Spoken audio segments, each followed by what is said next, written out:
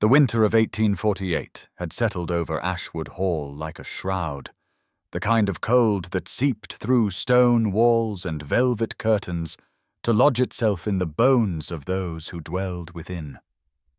Lady Georgiana Fairfax sat at the mahogany dining table in her usual place, the one closest to the draughty window, and wondered if her uncle had positioned her there deliberately, or if it was merely another small cruelty of circumstance that she had learned to endure without comment. 3 years had passed since her father's death in a sun-drenched valley in Greece. 3 years since Professor Edmund Fairfax had succumbed to a fever while excavating what he believed to be an undiscovered temple. 3 years since Georgiana's world had contracted from the modest but comfortable life of a scholar's daughter to this half-existence as a perpetual guest in her uncle's home. The dining room glittered with false warmth, crystal chandeliers ablaze with what must have been 100 candles, their light refracting through cut glass to cast dancing patterns on the silk-papered walls. The table groaned under the weight of the evening's feast, roasted pheasant and venison, delicate fish courses, vegetables glazed and arranged with artistic precision, all of it planned by Georgiana herself in her role as unofficial household manager, a position she occupied without title or acknowledgement. She had suggested the menu to cook 3 days prior, had reviewed the wine selection with the butler, had even arranged the hothouse roses that served as the centerpiece. Yet when her uncle Lord William Ashwood complimented the presentation, he directed his praise to his daughter Beatrice, who had done nothing more than choose which gown to wear. Georgiana's hands rested in her lap, hidden beneath the table's edge, where no one could see how tightly she gripped her napkin, her knuckles white beneath gloves that had been darned twice and were growing thin at the fingertips. At 26, she occupied that peculiar purgatory reserved for unmarried women of gentle birth but insufficient fortune, too well-bred for employment, too poor for independence, too old by society's merciless calculations to harbor reasonable hope of marriage. The fire roared in the massive hearth, yet the heat seemed unable to reach her corner of the room, and Georgiana wondered if she would ever feel truly warm again, or if this persistent chill had become a permanent condition of her existence. Movement near the sideboard caught her eye as it always did, an unconscious habit she had developed over 3 years, the tracking of one particular servant among the many who glided through Ashwood Hall's rooms like ghosts in livery. Edmund, the footman whose Christian name she knew only because she had once overheard the housekeeper use it, stood in the shadows with perfect posture, a silver tea service balanced on one white-gloved hand. She knew his routine as well as her own, had learned the rhythm of his service. Without meaning to, the way he appeared each morning at precisely 8 o'clock to serve her breakfast tea, the angle at which he held the pot, the careful silence with which he performed his duties. There was nothing remarkable about him at first glance. A tall man, perhaps 30 years of age, with dark hair and features that might be called handsome in better light, dressed in the Ashwood livery of deep blue and silver that marked him as property of the household. Yet Georgiana had noticed things about him over the years, small inconsistencies that nagged at her scholar's mind, trained by her father to observe details others missed. His hands, for instance, were not the rough, calloused hands of a man born to service, but rather long-fingered and elegant, the hands of a musician or a writer. His posture, while appropriately deferential, held a quality of natural authority that no amount of bowing and scraping could entirely disguise, and his eyes, dark and intelligent, seemed to absorb everything while revealing nothing, watching the family with an attention that felt less like servitude and more like study. She had never spoken more than a handful of words to him beyond the usual courtesies required between mistress and servant, and he had never addressed her except to inquire about her preferences regarding tea or to murmur the occasional necessary phrase in that low, carefully modulated voice that gave away nothing of his thoughts or origins. Yet in 3 years of silent coexistence, Georgiana had come to feel that Edmund saw her in a way no one else in this household did. That when his eyes met hers for those brief seconds as he placed her teacup before her each morning, she was not invisible, not merely the poor relation tolerated out of familial obligation, but a person of substance and worth. It was a foolish fancy, she knew, the desperate imagination of a lonely woman seeking recognition anywhere she might find it, even in the impersonal service of a footman who probably thought of her no more than he thought of the furniture he dusted. The crystal chandeliers above the table seemed to grow brighter as Beatrice Fairfax, Georgiana's cousin, and the undisputed beauty of the family, raised her left hand to admire the ring that adorned her fourth finger, a massive sapphire surrounded by diamonds that caught the candlelight and threw blue fire across the table. Beatrice was everything Georgiana was not, golden-haired and rose-cheeked, blessed with the kind of effortless beauty that required no artifice, possessed of a comfortable confidence that came from never having doubted her place in the world. At 21, she had rejected a dozen proposals, holding out for the most advantageous match. And now it seemed her patience had been rewarded beyond even her considerable expectations. "The Duke of Wentworth has finally chosen a bride," Beatrice announced, her voice carrying the particular musical quality of triumph barely restrained by good breeding. "They say he is frightfully particular, having refused every suitable lady in England for a decade. But he saw my portrait at the Rothermere ball, and was quite determined to make me his duchess." The announcement should not have surprised Georgiana, who had watched the courtship develop over the past months through letters and gifts that arrived with increasing frequency. Yet hearing it stated so boldly, so finally, sent a small, sharp pain through her chest. Not because she harbored any romantic feelings toward the mysterious Duke of Wentworth, a man she had never met, and who by all accounts had not been seen in society for years, but because the engagement represented everything she would never have: security and status, a future and a purpose, the transformation from Miss to her Grace, from dependent relation to mistress of one of England's great estates. Lord Ashwood, a portly man whose success in trade had purchased his title, but not the instinctive grace that should accompany it, beamed at his daughter with unconcealed satisfaction. "An excellent match, my dear, excellent indeed. The Duke's estates in Northumberland alone generate an income of 40,000 a year, to say nothing of his properties in London and Yorkshire. You have done very well." He turned his attention to Georgiana with the abrupt shift that characterized all his interactions with her, as if he had to remind himself of her presence each time he looked in her direction. "Georgiana, you must begin considering practical arrangements. Your small inheritance will not last forever, and you cannot impose on our hospitality indefinitely. Perhaps a position as a governess or companion might be suitable. Several families of my acquaintance are seeking women of education and refinement for such roles." The words landed with the weight of stones, each one a small violence disguised as practical concern. Georgiana felt heat rise to her cheeks, the twin humiliations of poverty and spinsterhood laid bare before the assembled company, as casually as one might comment on the weather. She opened her mouth to respond, to say something that might preserve her dignity, but found her throat too tight for words. It was in this moment, as she struggled to maintain her composure, that Edmund materialized at her elbow with the silent efficiency that characterized all his movements. "More tea, Miss Fairfax?" His voice was barely audible, pitched low and deferential, yet something in its quality cut through the roaring in her ears and anchored her to the present moment.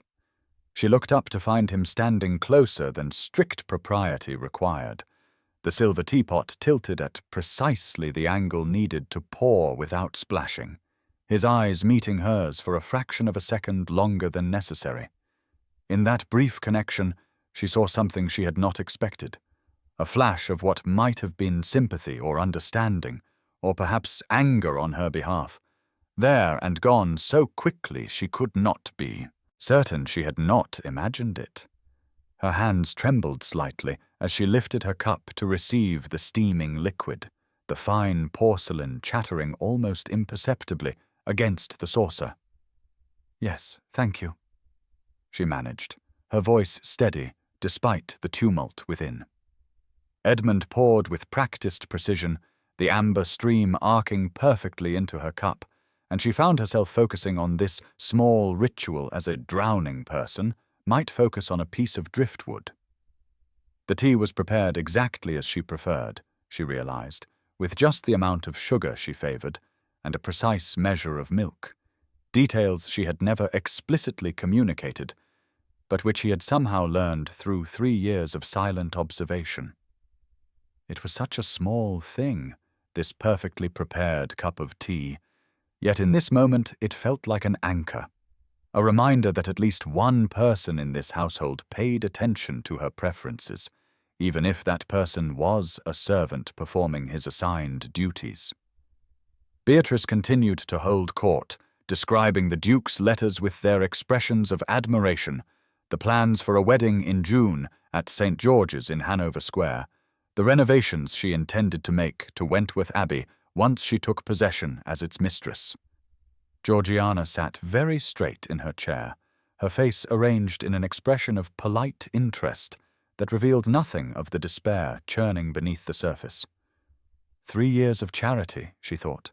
3 years of being reminded at every turn that she existed here on sufferance, that her presence was tolerated rather than welcomed, that she consumed resources and provided nothing of value in return except unpaid labor disguised as familial contribution.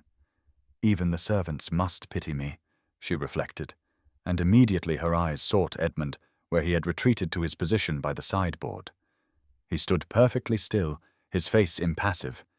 Yet she had the strangest sense that he was aware of her gaze, that some part of his attention remained fixed on her even as he stared straight ahead in the manner of well-trained servants everywhere.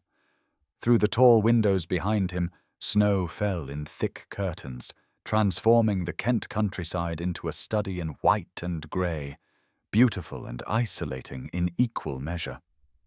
The landscape seemed to mirror her own situation, she thought, outwardly peaceful and even lovely, but cold and inhospitable beneath the surface beauty. Her uncle's voice broke through her reverie as he dismissed her late father with casual cruelty. Poor Edmund was always a romantic fool, chasing antiquities in Greece when he should have been securing his daughter's future. A scholar's passions are all very well, but they do not pay bills or arrange marriages. Georgiana's fingers tightened around her teacup until she feared the delicate porcelain might crack. Her father had been the kindest, most brilliant man she had ever known, a professor of classical studies whose work had been respected throughout Europe, whose integrity and gentle wisdom had shaped everything she valued in herself. That he had died pursuing his life's work, excavating ruins under a Greek sun, seemed to her the most honorable of endings. Yet here it was reduced to foolishness, to a failure of practical sense. She wanted to defend him, to speak of his contributions to scholarship and his devotion to truth. But she knew from experience that such defenses would only invite more criticism, more pointed reminders of her dependent status.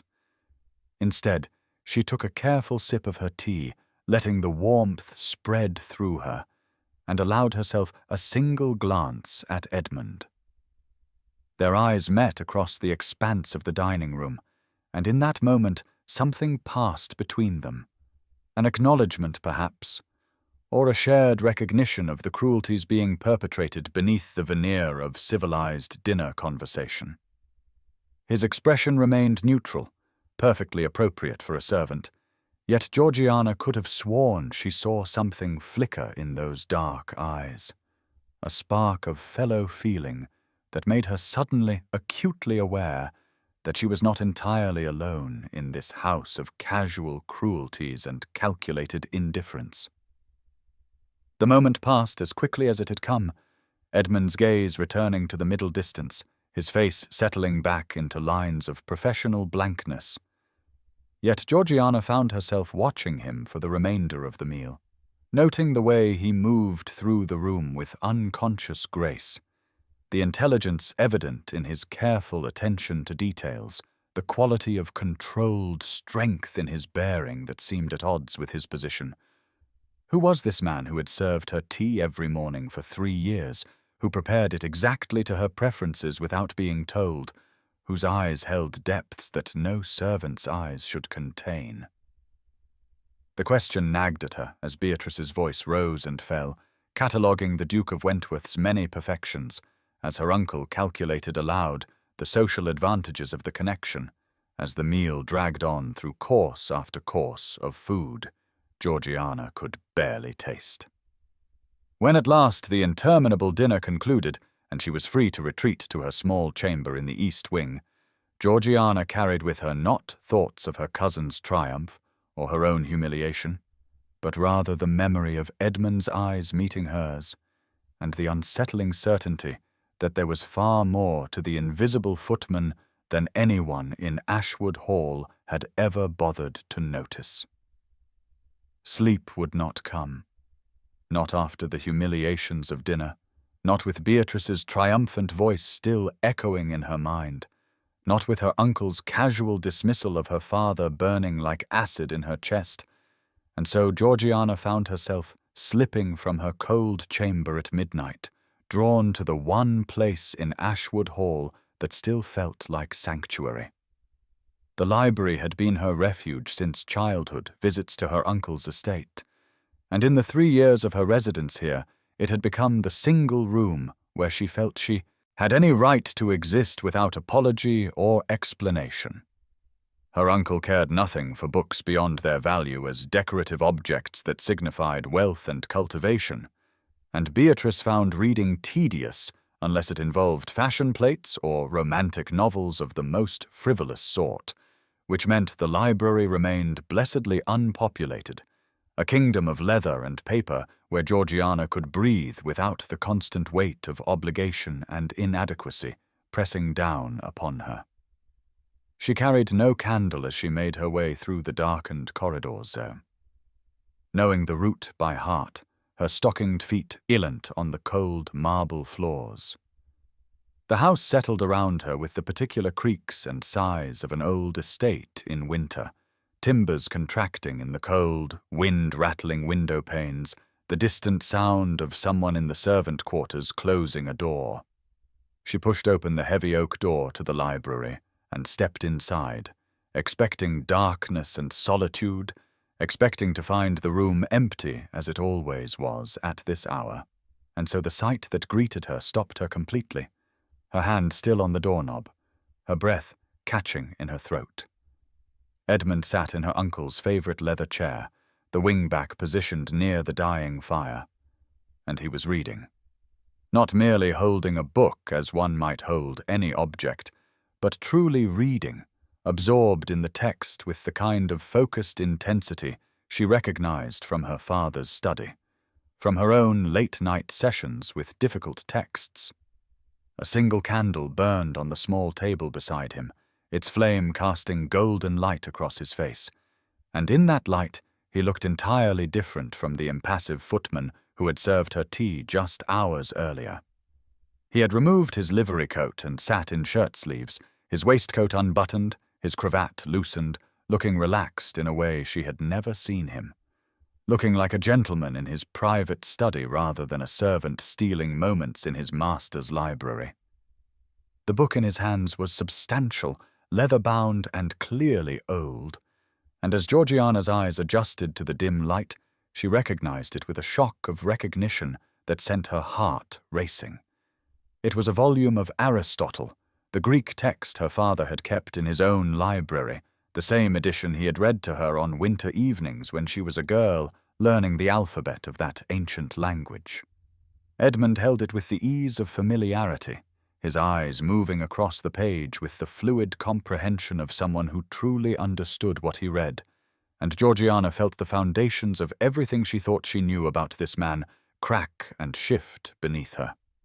He had not yet noticed her presence, so absorbed was he in his reading, and she stood frozen in the doorway watching him, her mind racing through 3 years of interactions, every moment of service, every carefully neutral expression, every instance of that strange sense she had that he saw more than a footman should see. Who was this man who read?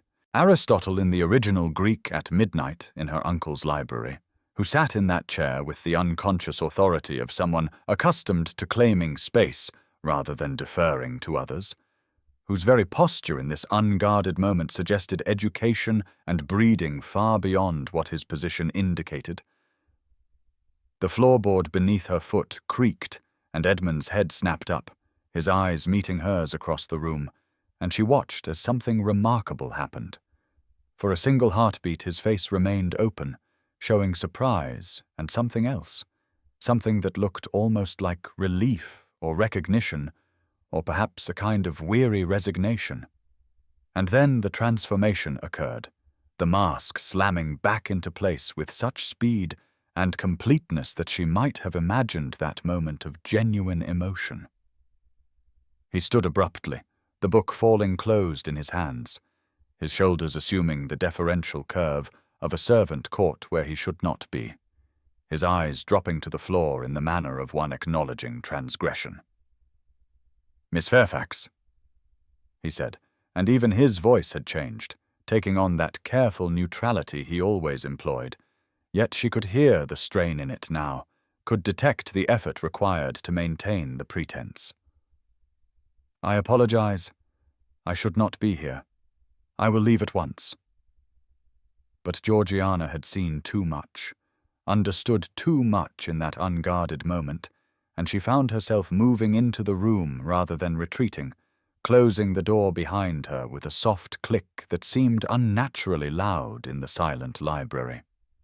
She should let him go, should pretend she had seen nothing, should maintain the proper distance between mistress and servant, but the events of the evening had stripped away her capacity for pretense, and besides, her scholar's curiosity, the quality her father had nurtured and her uncle dismissed as unbecoming, was fully aroused.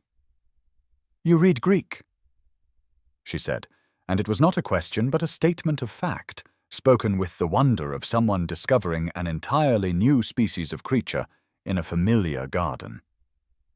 "The book in your hands is Aristotle's Metaphysics, the Becker edition, which contains the original Greek text without translation."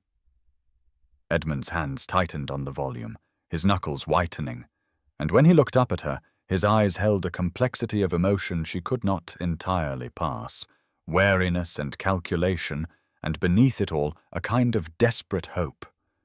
His accent, she noticed, had shifted slightly, the careful servant's diction giving way to something more refined, more educated, though he seemed to be fighting to maintain his usual speech patterns. "My mother believed education was the right of every man, regardless of his birth," he said slowly, each word chosen with visible care. "She taught me before she died. I have been teaching myself Greek these past years to better myself, to perhaps one day secure a position of greater responsibility." The explanation was plausible enough on the surface, the sort of improving tale that might be told of an ambitious servant seeking advancement, yet everything about the scene contradicted it. The ease with which he had been reading suggested years of study, not the halting progress of a self-taught amateur, and the particular edition he held was a scholar's text, not the simplified versions used for beginners. Moreover, there was something in his manner, in the way he held himself even now as he tried to assume appropriate deference, that spoke of natural authority rather than learned subservience. Georgiana moved closer, her eyes on the book in his hands, and found herself speaking without conscious thought. "That is Aristotle's Metaphysics. My father used to read it aloud to me. I have not thought of those evenings in years." She paused, memories rising unbidden, her father's voice in the fire-lit study, his patient explanations of difficult concepts, his delight when she grasped some nuance of the ancient philosopher's argument.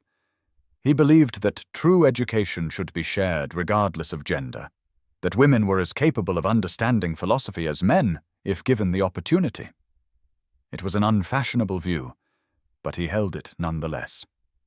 Edmund's face transformed at her words, the mask slipping again, and she saw naked emotion there, grief and understanding and a fierce intelligence that made her breath catch. "Your father was Professor Fairfax," he said, and his voice had changed entirely now, the servant's careful tones giving way to the cultured accents of an educated gentleman. His monograph on Athenian pottery is considered definitive. The scholarship was extraordinary, combining archaeological evidence with textual analysis in ways that revolutionized the field. He stopped abruptly, seeming to realize what he had revealed, and she watched him struggle to pull the servant's mask back into place. "That is, I have heard it said in the household," he finished weakly, the words utterly unconvincing. The silence that fell between them was heavy with implications, with questions that could not be asked, and truths that could not be spoken. Georgiana felt her heart beating fast, felt the familiar library transformed into something strange and dangerous, a space where the rules that governed the rest of the house did not seem to apply. What footman knows of academic monographs? "Edmund?" she asked quietly, and there was steel beneath the softness of her voice, the tone of someone who would not be deflected with convenient fictions. "What servant reads Aristotle for pleasure at midnight? Who are you, really?" He looked at her for a long moment, and she saw the battle waging behind his eyes, the weighing of risks and revelations, the calculation of how much truth could be safely offered. "I am no one, Miss Fairfax," he said finally, and the resignation in his voice cut at something in her chest. "I am exactly what you see, a footman in your uncle's household, a servant who has overstepped his bounds. Here, this is improper. Forgive me." He moved as if to leave, to escape through the servants' door that connected the library to the back corridors. But Georgiana found herself stepping into his path, not touching him, but close enough that he would have to push past her to leave. She did not know what possessed her, what drove her to this breach of every rule of conduct she had been taught. But the image of him reading by candlelight had awakened something in her, a hunger for intellectual connection she had suppressed for 3 years, a desperate need to be seen and understood by someone who might actually comprehend the loss she carried. "Please," she said, and heard the nakedness in her own voice, the plea for something she could not quite name. "Please do not insult my intelligence with obvious falsehoods. I do not know who you are, or why you serve as a footman when you clearly have the education of a gentleman, but I would appreciate the courtesy of honesty, or at least the acknowledgement that we both know the situation is not what it appears." Edmund stood very still, close enough now that she could see the pulse beating at his throat, could smell the faint scent of sandalwood, and something else, perhaps book leather or candle wax. The fire in the grate had burned down to embers, casting dancing shadows across the floor-to-ceiling shelves that surrounded them, creating the sense of a private world carved out of darkness and flickering light. Outside the tall windows, snow fell in thick silence, blanketing the Kent countryside, muffling sound, cutting them off from the rest of the house, the rest of the world. The library had always felt like a sanctuary to Georgiana, but now it felt like something more, a space outside the normal rules of society, a room where impossible conversations might occur and forbidden connections might form. She became suddenly acutely aware of her state of undress, wearing only her nightgown and wrapper, her hair unbound and falling down her back, standing closer to a man who was not her husband or relation than propriety would ever permit. The impropriety of it should have sent her fleeing back to her chamber, should have made her step away and reassert the proper distance. But instead she found herself holding her ground, waiting for his answer with a patience born of 3 years of watching and wondering. "I cannot tell you what you want to know," Edmund said at last, and his voice was low and rough, stripped of both servant's deference and gentleman's polish, just the raw sound of a man pushed to his limits. "There are reasons, Miss Fairfax, reasons that have nothing to do with you, and everything to do with obligations I cannot escape. I know it is maddening. I know you deserve better than evasions and half-truths, but I cannot give you more. Not now, perhaps not ever." The confession hung between them, honest in its very refusal to provide answers, and Georgiana felt something shift in her understanding of this man. He was not simply playing at being a servant for reasons of his own amusement or criminal intent. There was genuine constraint in his situation, genuine pain in his inability to explain himself.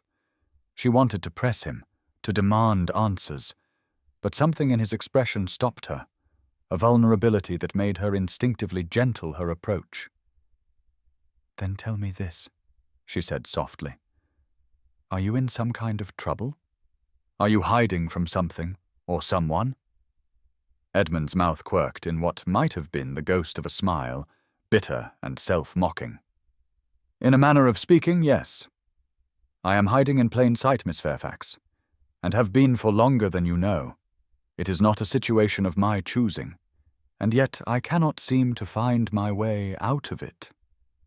He paused, seeming to consider how much more to say, and then added with quiet intensity, "But I want you to know that the moments I have spent in this library, the books I have read here, they have been the only genuine freedom I have known in years.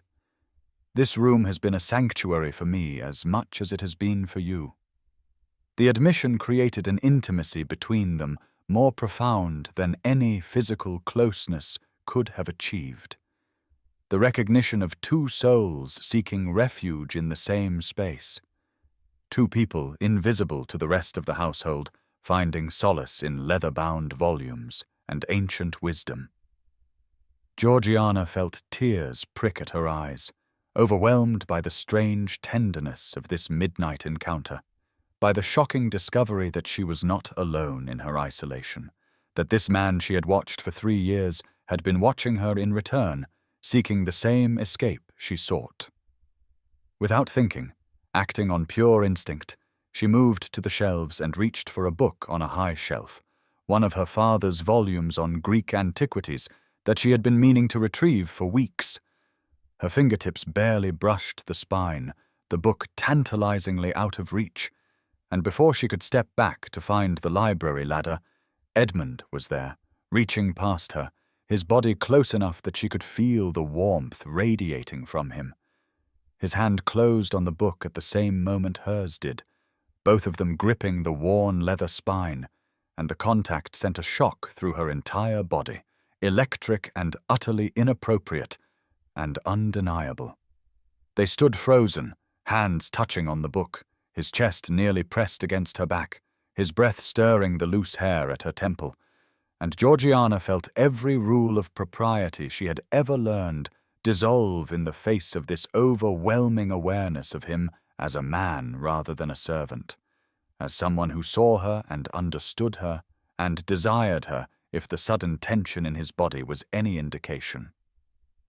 The moment stretched, impossible to sustain and impossible to break, until the distant sound of footsteps in the corridor outside shattered the spell. Edmund pulled away as if burned, the book coming free in Georgiana's hands, and she turned to find him already backing toward the servants' door, his face a mask of controlled panic. "Someone is coming," he said urgently, his voice dropping to barely a whisper. "You should not be found here with me. It would ruin you." And then he was gone, slipping through the concealed door with the silent efficiency of long practice, leaving Georgiana standing alone in the dim library, her heart hammering, her hands trembling around the book on Greek antiquities, her father's passion made tangible in leather and paper and gilt edges. The footsteps passed by the library door without pausing, probably just a housemaid on some late errand, but the interruption had been enough to remind them both of the danger inherent in their situation, the impossibility of what had almost happened in that moment of connection. Georgiana sank into the chair Edmund had vacated, the leather still warm from his body, and opened the book with shaking hands. Inside the front cover, she found her father's bookplate, his name inscribed in his familiar hand, and beneath it a small notation in different ink, recent and unmistakably Edmund's writing. The note read simply, "Page 47." And when she turned to that page, she found a passage marked lightly in pencil, a description of archaeological methods her father had developed, techniques that had revolutionized the study of pottery fragments and their significance in understanding ancient daily life. That Edmund knew this book well enough to reference specific pages, that he had taken the time to mark passages that might interest her, suggested a level of attention and consideration that went far beyond the duties of a footman, far beyond even the intellectual kinship of two scholars finding each other in unlikely circumstances. She sat in the chair until the candle burned low and the fire died completely, the book open on her lap, her mind churning through everything she had learned and everything she still did not know. Edmund was not what he seemed, that much was certain. He was educated far beyond any servant, familiar with her father's academic work, capable of reading ancient Greek with apparent fluency, and burdened by some obligation that kept him trapped in a position utterly at odds with his abilities and breeding. He had been in this library before, many times judging by his comfort in the space, and he had been reading her father's books, studying them with enough care to mark passages he thought she might appreciate. The impossibility of the situation pressed down on her like a physical weight, the vast gulf between her dependent status and his servant's position, the complete inappropriateness of any attachment between them, the scandal that would erupt if anyone suspected the nature of their midnight encounter.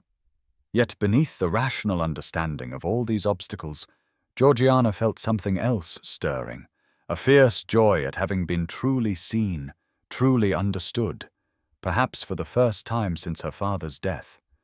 Edmund, whoever he really was, recognized her as an intellectual equal, someone capable of appreciating ancient philosophy and archaeological scholarship, someone worth marking passages for, someone worth the risk of discovery in a midnight library. She touched the page where his pencil mark lingered, tracing the faint line with one finger, and felt the strangest sensation, as if the 3 years of invisible service, all those mornings of perfectly prepared tea, all those moments when their eyes had met across crowded rooms, had been leading inevitably to this night. This revelation, this impossible connection that could never be acknowledged in daylight, but which had nevertheless irrevocably altered the landscape of her carefully constrained existence. And now's the time to stop and subscribe to our channel. Every subscriber brings us closer to 1,000, which helps us keep these stories alive and coming your way.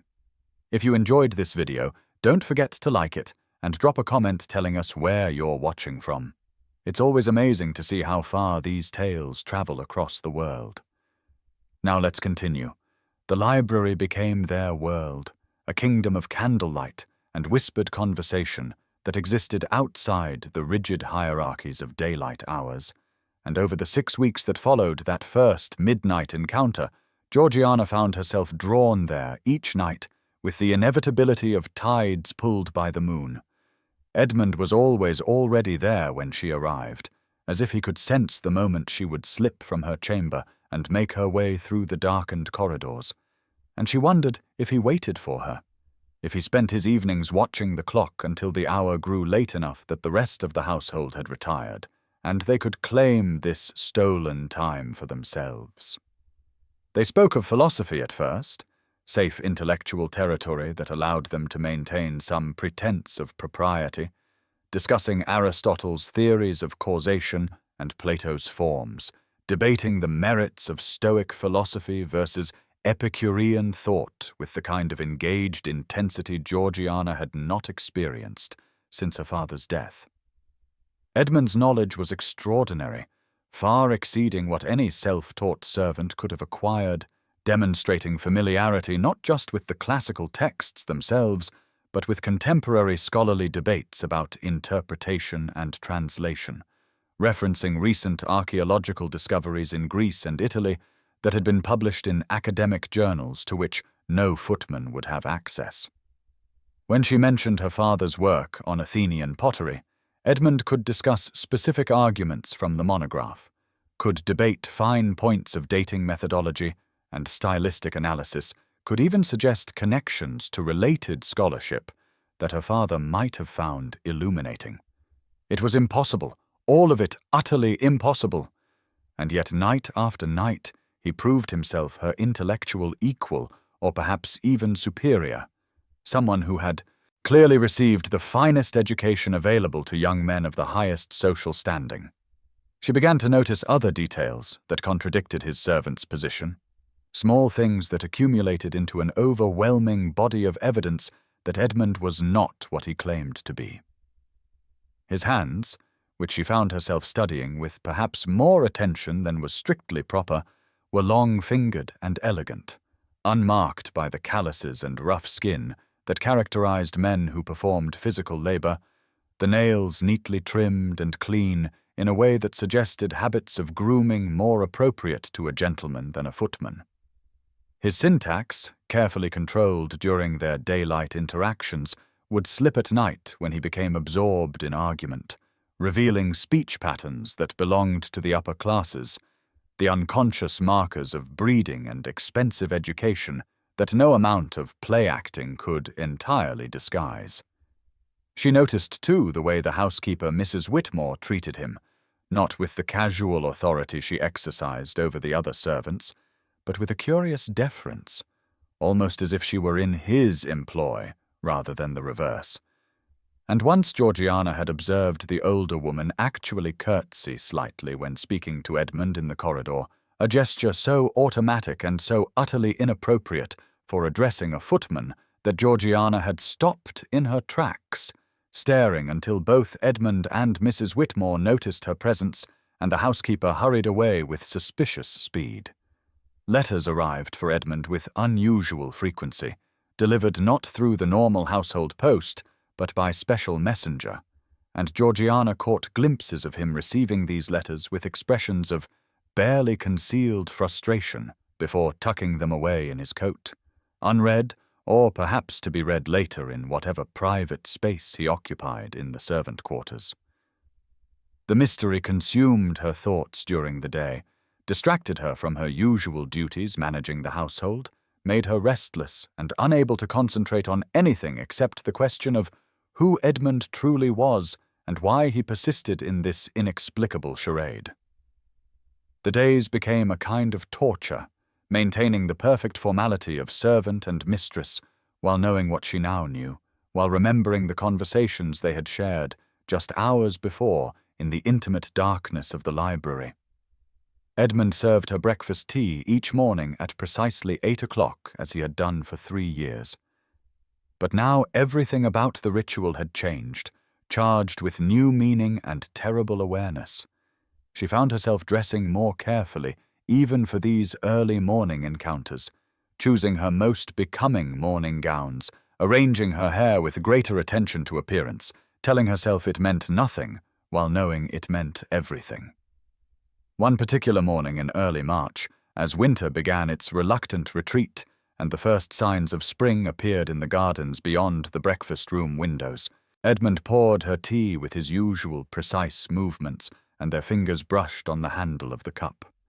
It was the briefest contact, over in a heartbeat, the kind of accidental touch that occurred 100 times a day in any household, yet Georgiana saw Edmund's eyes close briefly, as if in physical pain, saw his jaw tighten and his hand tremble infinitesimally before he regained control. The moment cut through her with shocking force, the realization that he felt it too. This impossible attraction that built with every midnight conversation, every shared laugh over some obscure philosophical point, every moment when their eyes met across the pages of ancient texts, and she felt seen in ways she had never experienced before. The impossibility of their situation pressed down on her with suffocating weight, the vast distance between her position as dependent relation and his as servant creating a gulf that could never be crossed without scandal and ruin.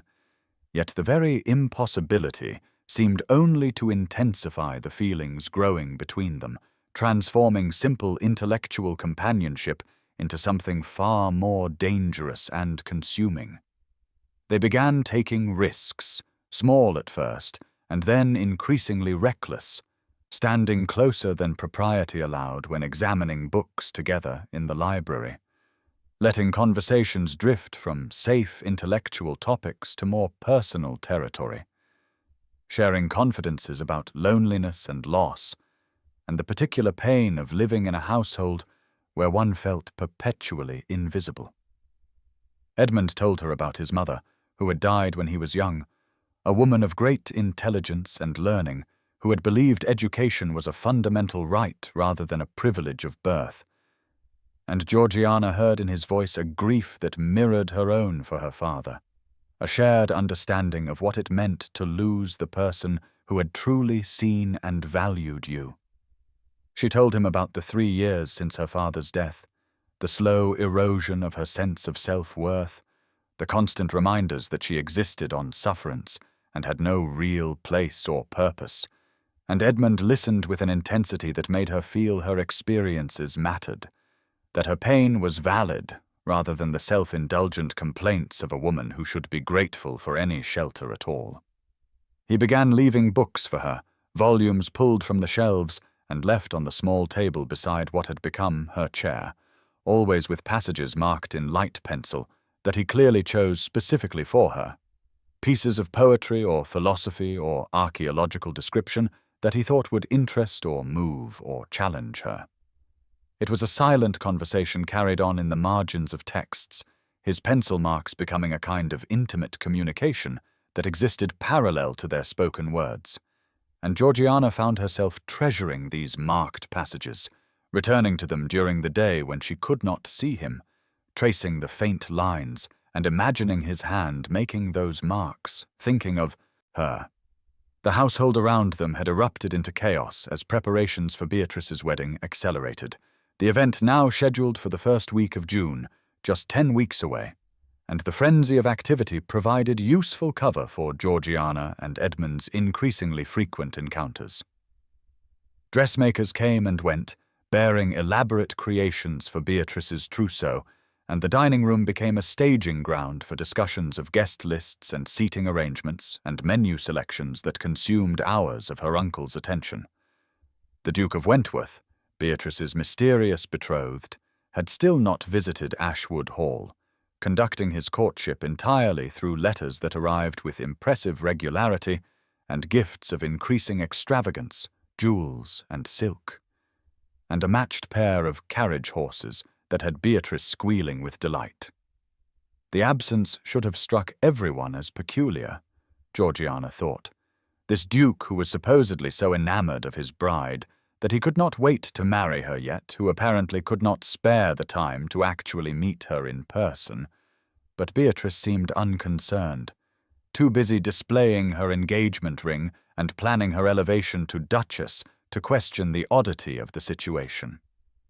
Georgiana found the whole business strange and rather sad, a marriage arranged between two people who had never spoken face to face.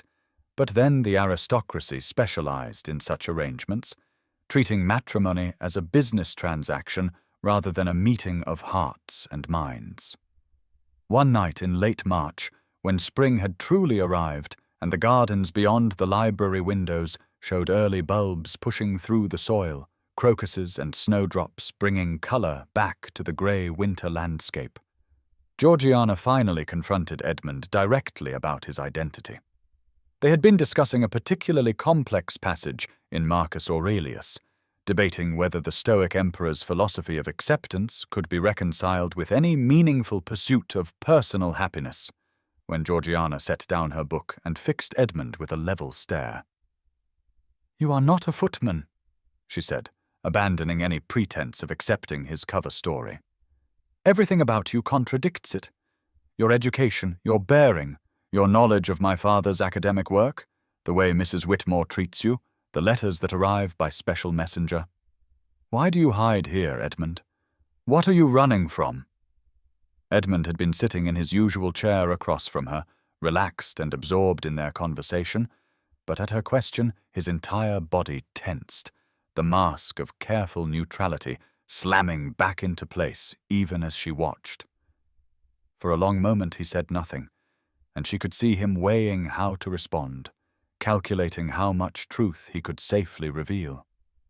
When he finally spoke, his voice was low and strained, the words clearly costing him effort. "Everyone hides from something, Miss Fairfax. You hide in this library from a world that has diminished you, that has reduced you, from a professor's beloved daughter to a poor relation tolerated on sufferance.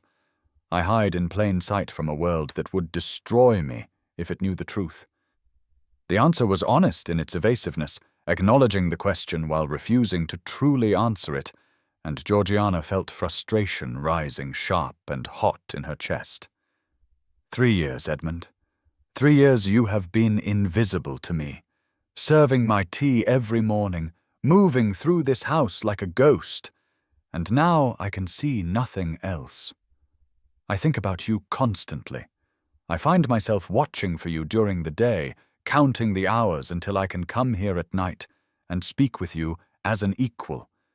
You have become the center of my existence, and yet I do not even know who you really are.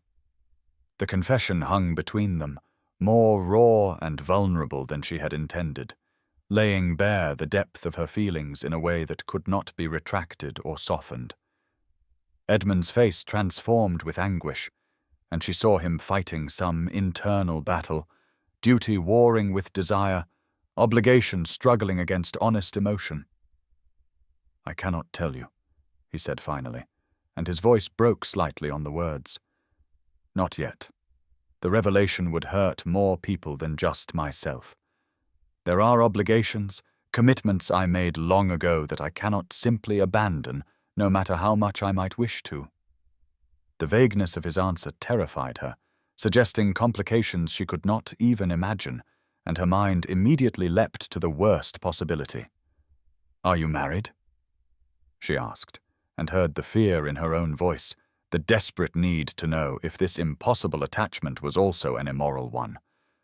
Edmund's head snapped up, his eyes meeting hers with fierce intensity. "No," he said emphatically. "I swear to you on everything I hold sacred, there is no wife, no attachment of that nature. I am not betraying another woman by spending these nights with you. But there is an obligation, a commitment made when I was very young to someone I did not choose, an arrangement that binds me regardless of my personal wishes or feelings. I am trapped, Georgiana, as surely as if I were locked in chains, and I cannot break free without destroying others who depend on me, without violating oaths I cannot in good conscience abandon." The use of her Christian name, the first time he had spoken it aloud, sent a shock through her system, marking a line crossed from which there could be no retreat. She leaned forward in her chair, close enough now to see the gold flecks in his dark eyes, close enough to catch the scent of sandalwood and book leather that she had come to associate with these midnight hours.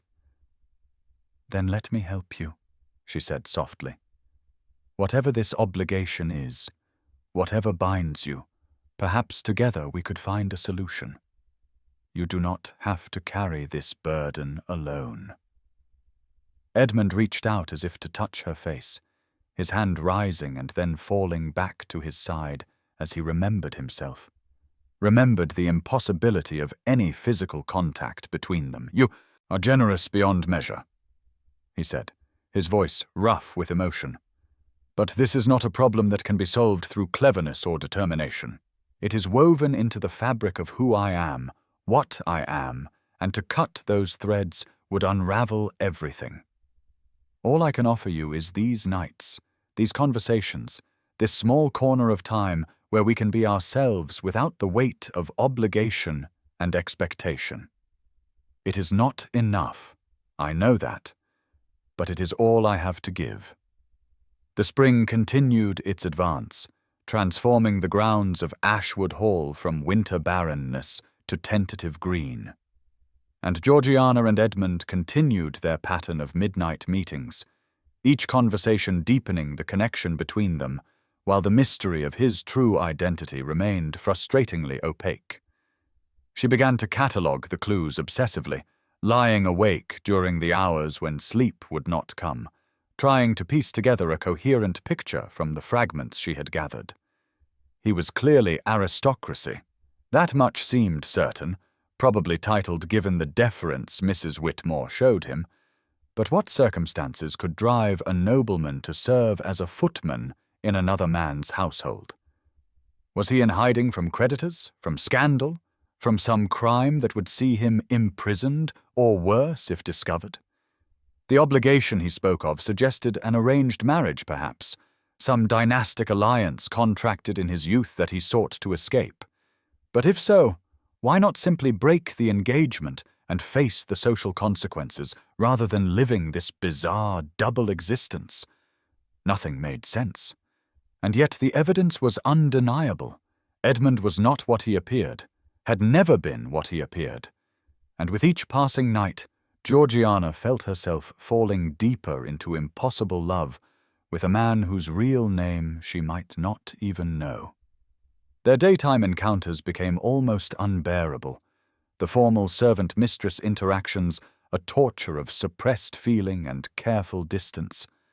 She would sit at breakfast while Edmund poured her tea, his face a perfect mask of professional neutrality, and want to scream at the unfairness of it all, the cruel joke of finding intellectual and emotional connection with someone permanently separated from her by the rigid hierarchies of English society. Even if he were revealed to be a gentleman fallen on hard times, even if his mysterious past proved less scandalous than she feared, the fact remained that she was a dependent relation with no fortune or prospects, and he was a servant, and any attachment between them would bring nothing but scandal and ruin to them both. Yet despite knowing this, despite understanding the absolute impossibility of any future together, Georgiana could not bring herself to stop seeking him out each night, could not give up the only true happiness she had known since her father's death. In early April, as Beatrice received yet another extravagant gift from her absent duke, an emerald necklace that must have cost several £1,000, Georgiana stood in the drawing-room watching her cousin preen and parade her good fortune, and felt a hollow despair settle in her chest. This was what the world valued, she thought bitterly. Jewels and titles and advantageous matches, not meeting of minds or genuine understanding, not the kind of intellectual and emotional partnership she had found with Edmund in their midnight library. Beatrice would become a duchess without ever having a real conversation with her husband, would live in luxury and status, while Georgiana, who had found something infinitely more precious, would lose it all when Edmund's mysterious obligation finally forced him to leave, when whatever circumstances had brought him to Ashwood Hall resolved themselves and he vanished from her life as suddenly as he had entered it 3 years ago, before she had even known enough to notice or care. The announcement came at breakfast on a Wednesday in late May, delivered by Lord Ashwood, with the barely contained excitement of a man who had waited years for this moment to arrive. The Duke of Wentworth would be arriving at Ashwood Hall in 3 days' time, finally coming to claim his bride, and the wedding would proceed as planned in a fortnight, with all the grandeur befitting the union of 2 of England's greatest families. The household erupted into frenzied preparation, servants running in all directions, tradesmen summoned to make last-minute improvements to guest chambers, cook conferring urgently with Lord Ashwood about menus suitable for entertaining a duke of such consequence and wealth.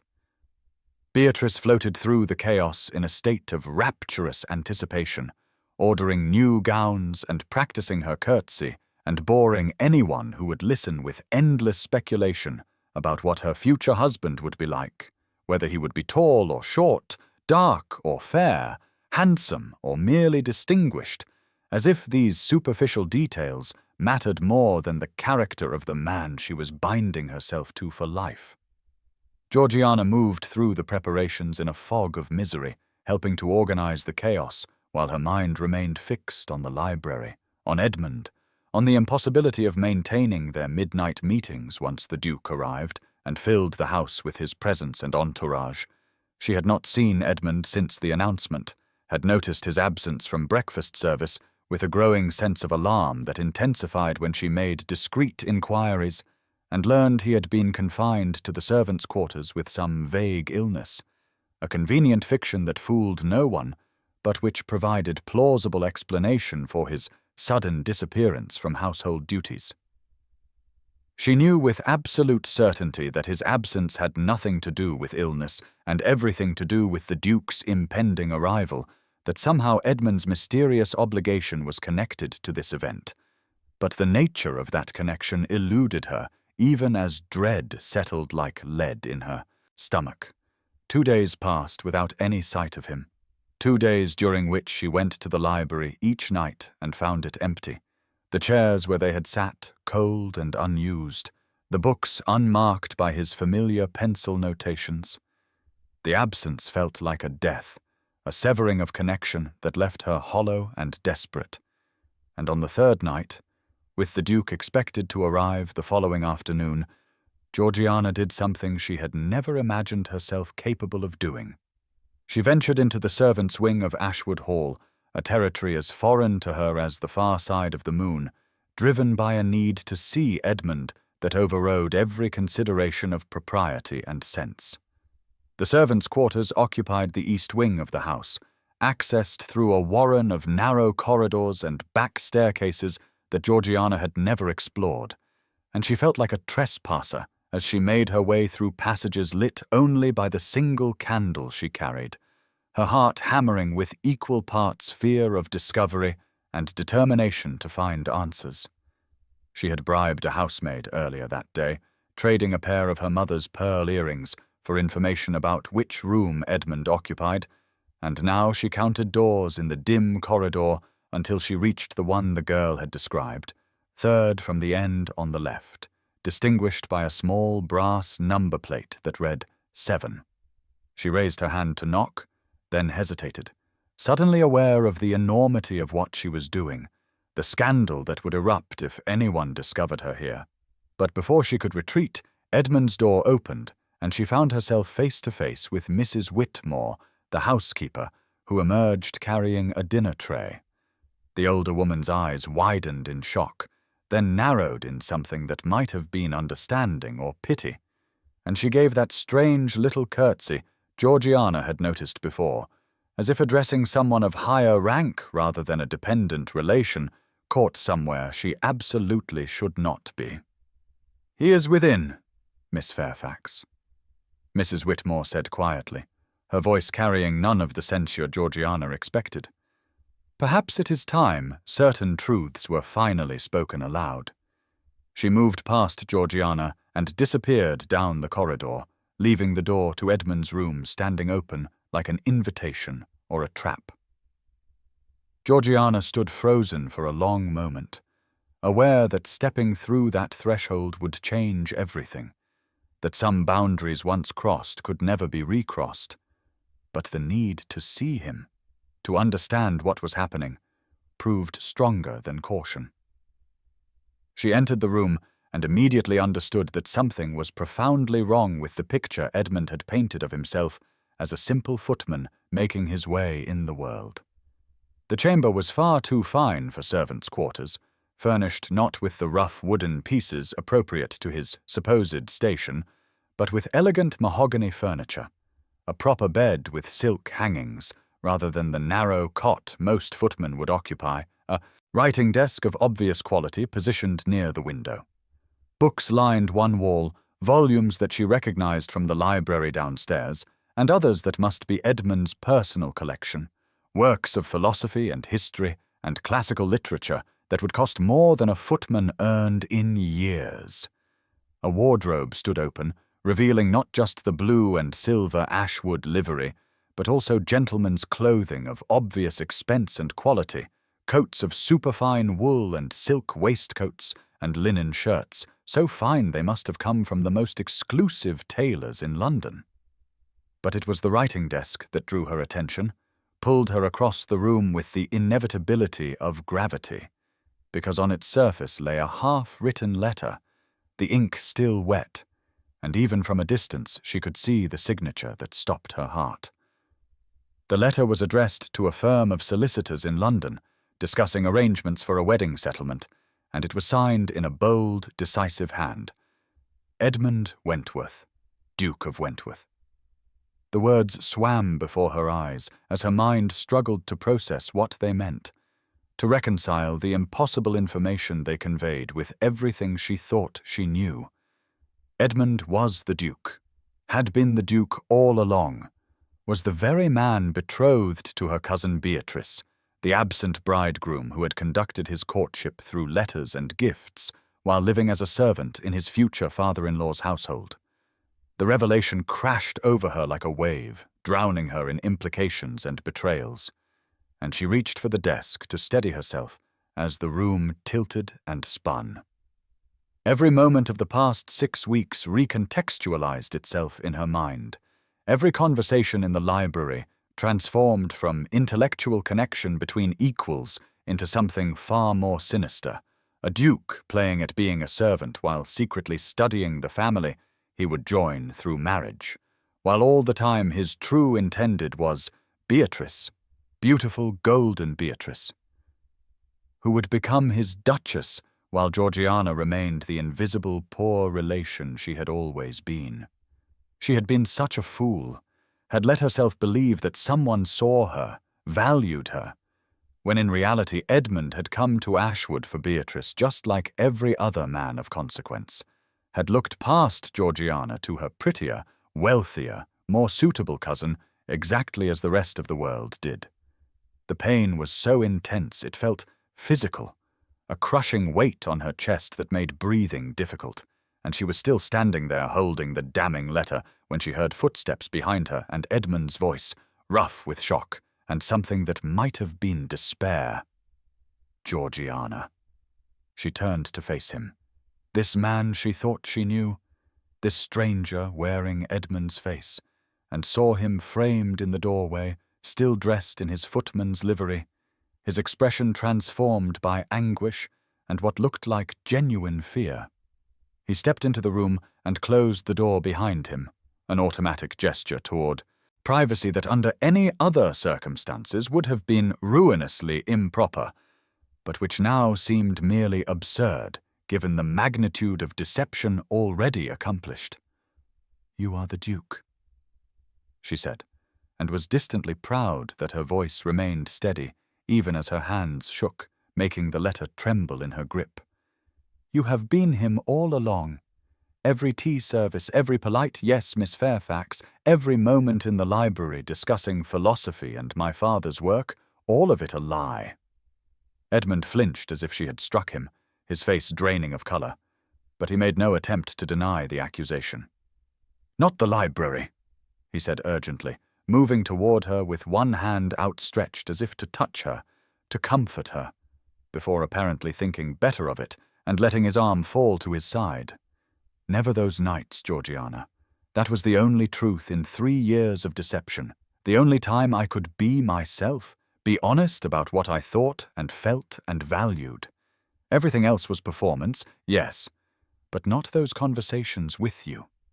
The use of her first name barely registered through the roaring in her ears, through the crushing weight of betrayal and humiliation. "You are betrothed to Beatrice," she said, and heard her voice rise despite her attempts at control. "You have been living here, watching your future bride, sending her love letters and expensive gifts while sitting in the library with me every night, pretending to be a footman who reads Greek. Did you laugh at me? Did you find it amusing? The poor relation so desperate for attention that she did not question why a servant possessed a gentleman's education.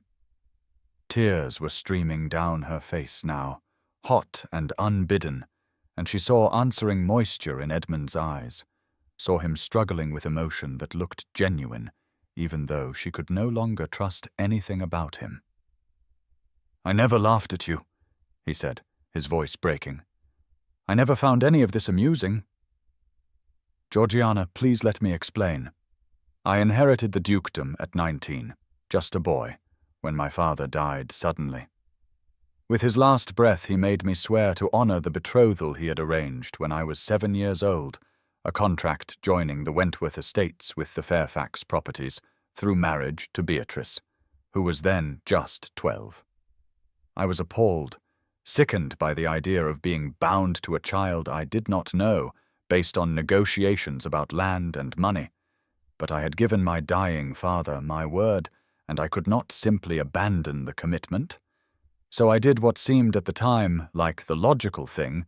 I came here to observe the family I was contracted to join, to understand who Beatrice was before I bound myself to her for life.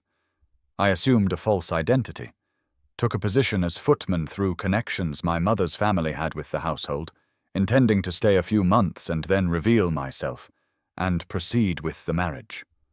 But months became years, and I kept finding reasons to delay, to postpone, to put off the moment when I would have to claim my true identity and fulfill my obligation.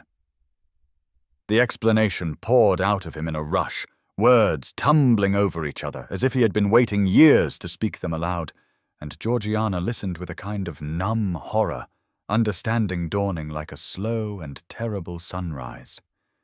"You came here for Beatrice," she said flatly.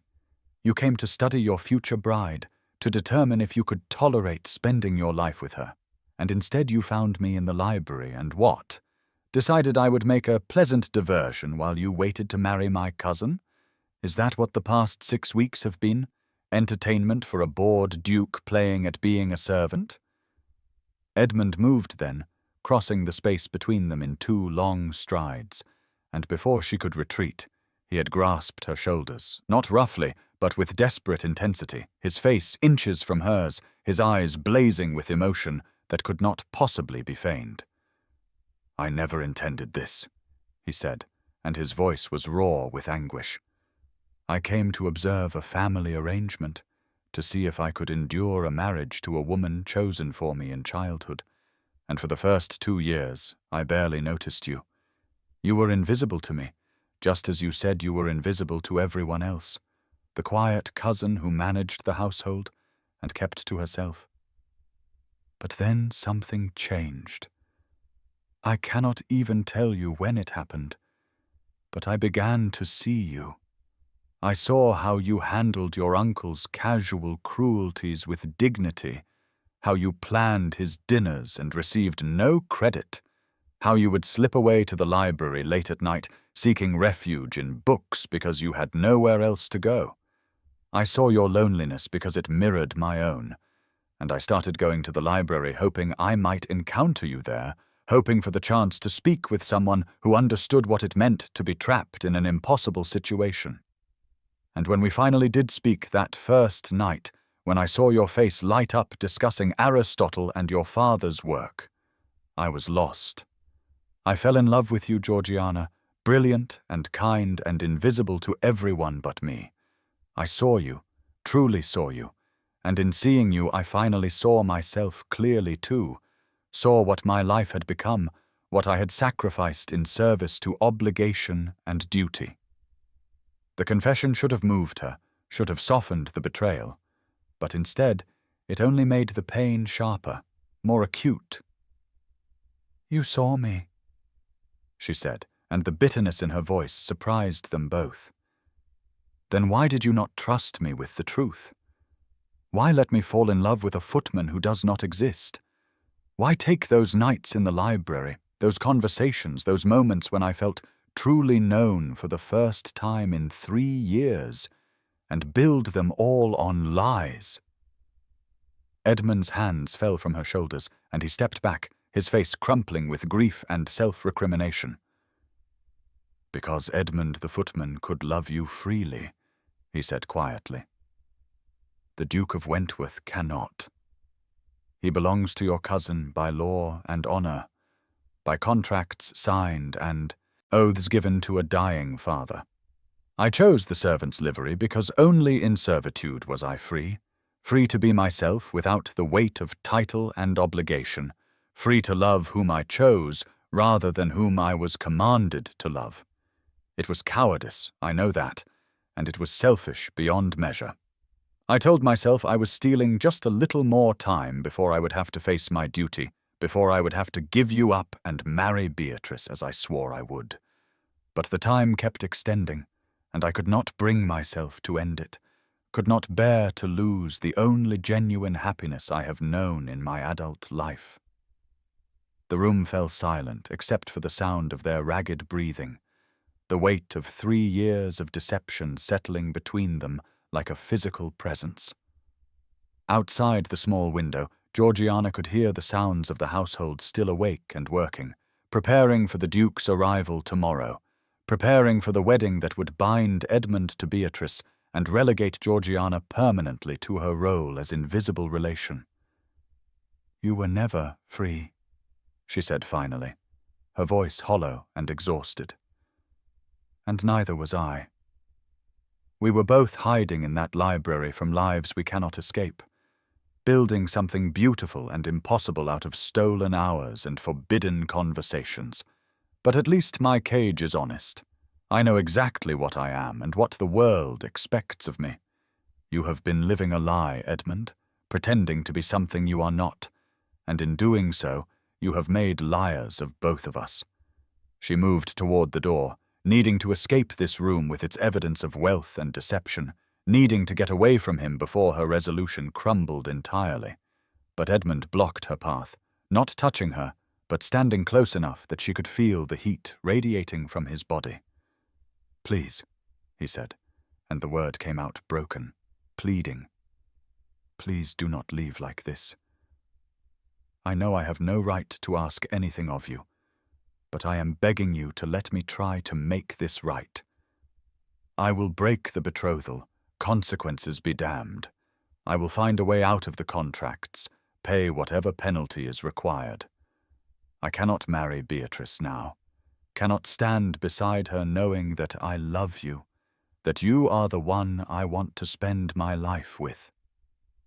Georgiana looked up at him and felt her heart break cleanly in two, one half still desperately in love with this man despite everything, the other half consumed by betrayal and the crushing realization that she had been invisible even to Edmund initially, that he had looked past her to Beatrice, just like everyone else, until loneliness and proximity had made him see what had always been there. "You cannot break the betrothal," she said quietly. "You gave your dying father your word, and you are a man of honor however much you might wish otherwise. Breaking that oath would destroy you, would make you into someone you could not live with, and I will not be the cause of that. Moreover, breaking the engagement at this point would humiliate Beatrice, publicly, would make her an object of scandal and pity, and whatever else she may be, she does not deserve that."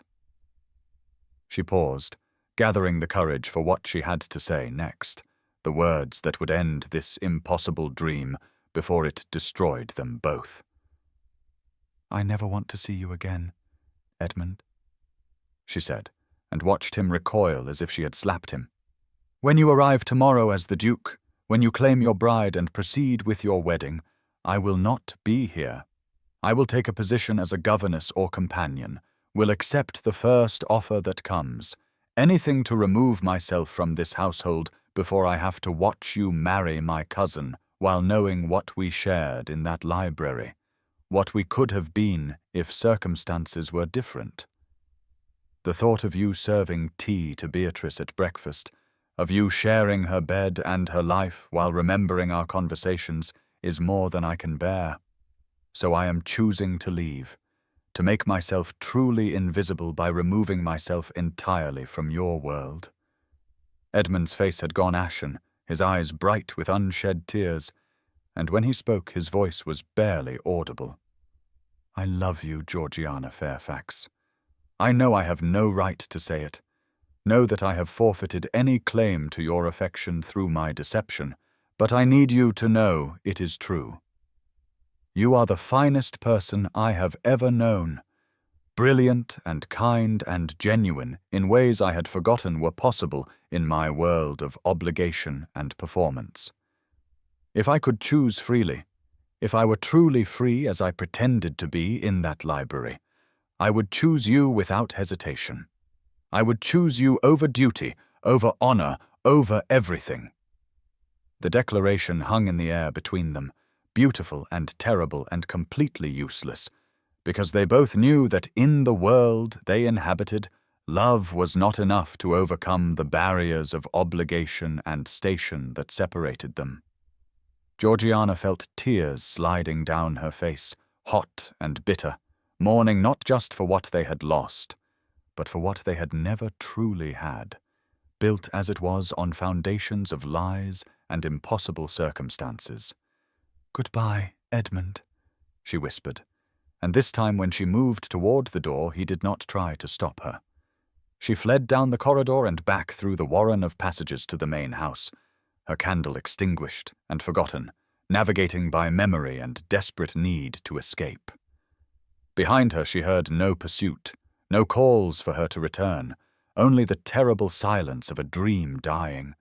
And when she finally reached her own small chamber, she collapsed on the bed and wept as she had not wept since her father's death.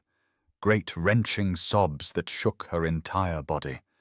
She cried for the loss of Edmund, for the betrayal of trust, for the 3 years she had been invisible while he studied her family and prepared to marry her cousin, for the 6 weeks of perfect connection that had been built on deception and could never be recovered.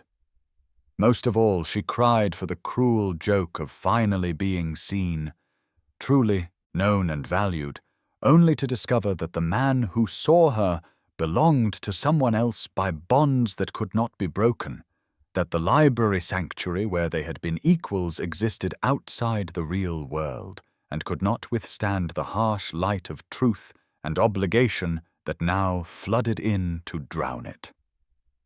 3 days passed in a blur of misery and desperate planning, Georgiana making inquiries about positions as governess or companion, while avoiding any part of the house where she might encounter Edmund, staying in her chamber except when absolutely necessary, and taking her meals on a tray rather than face the dining room where he might appear to serve.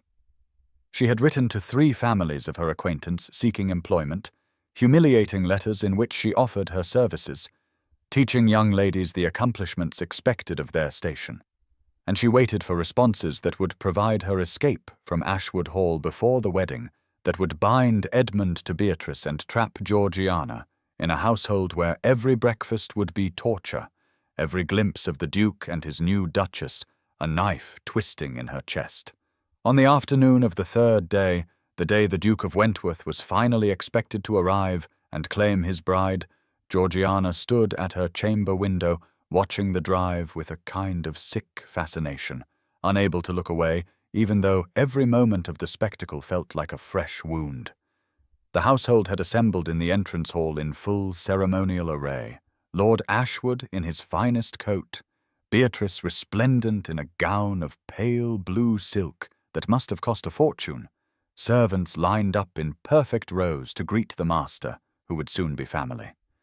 Georgiana had pleaded illness to avoid participating in the welcome, claiming a headache that was not entirely feigned, and from her vantage point 3 floors above the scene, she watched the Duke's carriage appear at the end of the long tree-lined drive, a magnificent equipage pulled by 4 matched greys, the Wentworth coat of arms emblazoned on the door in gilt and azure.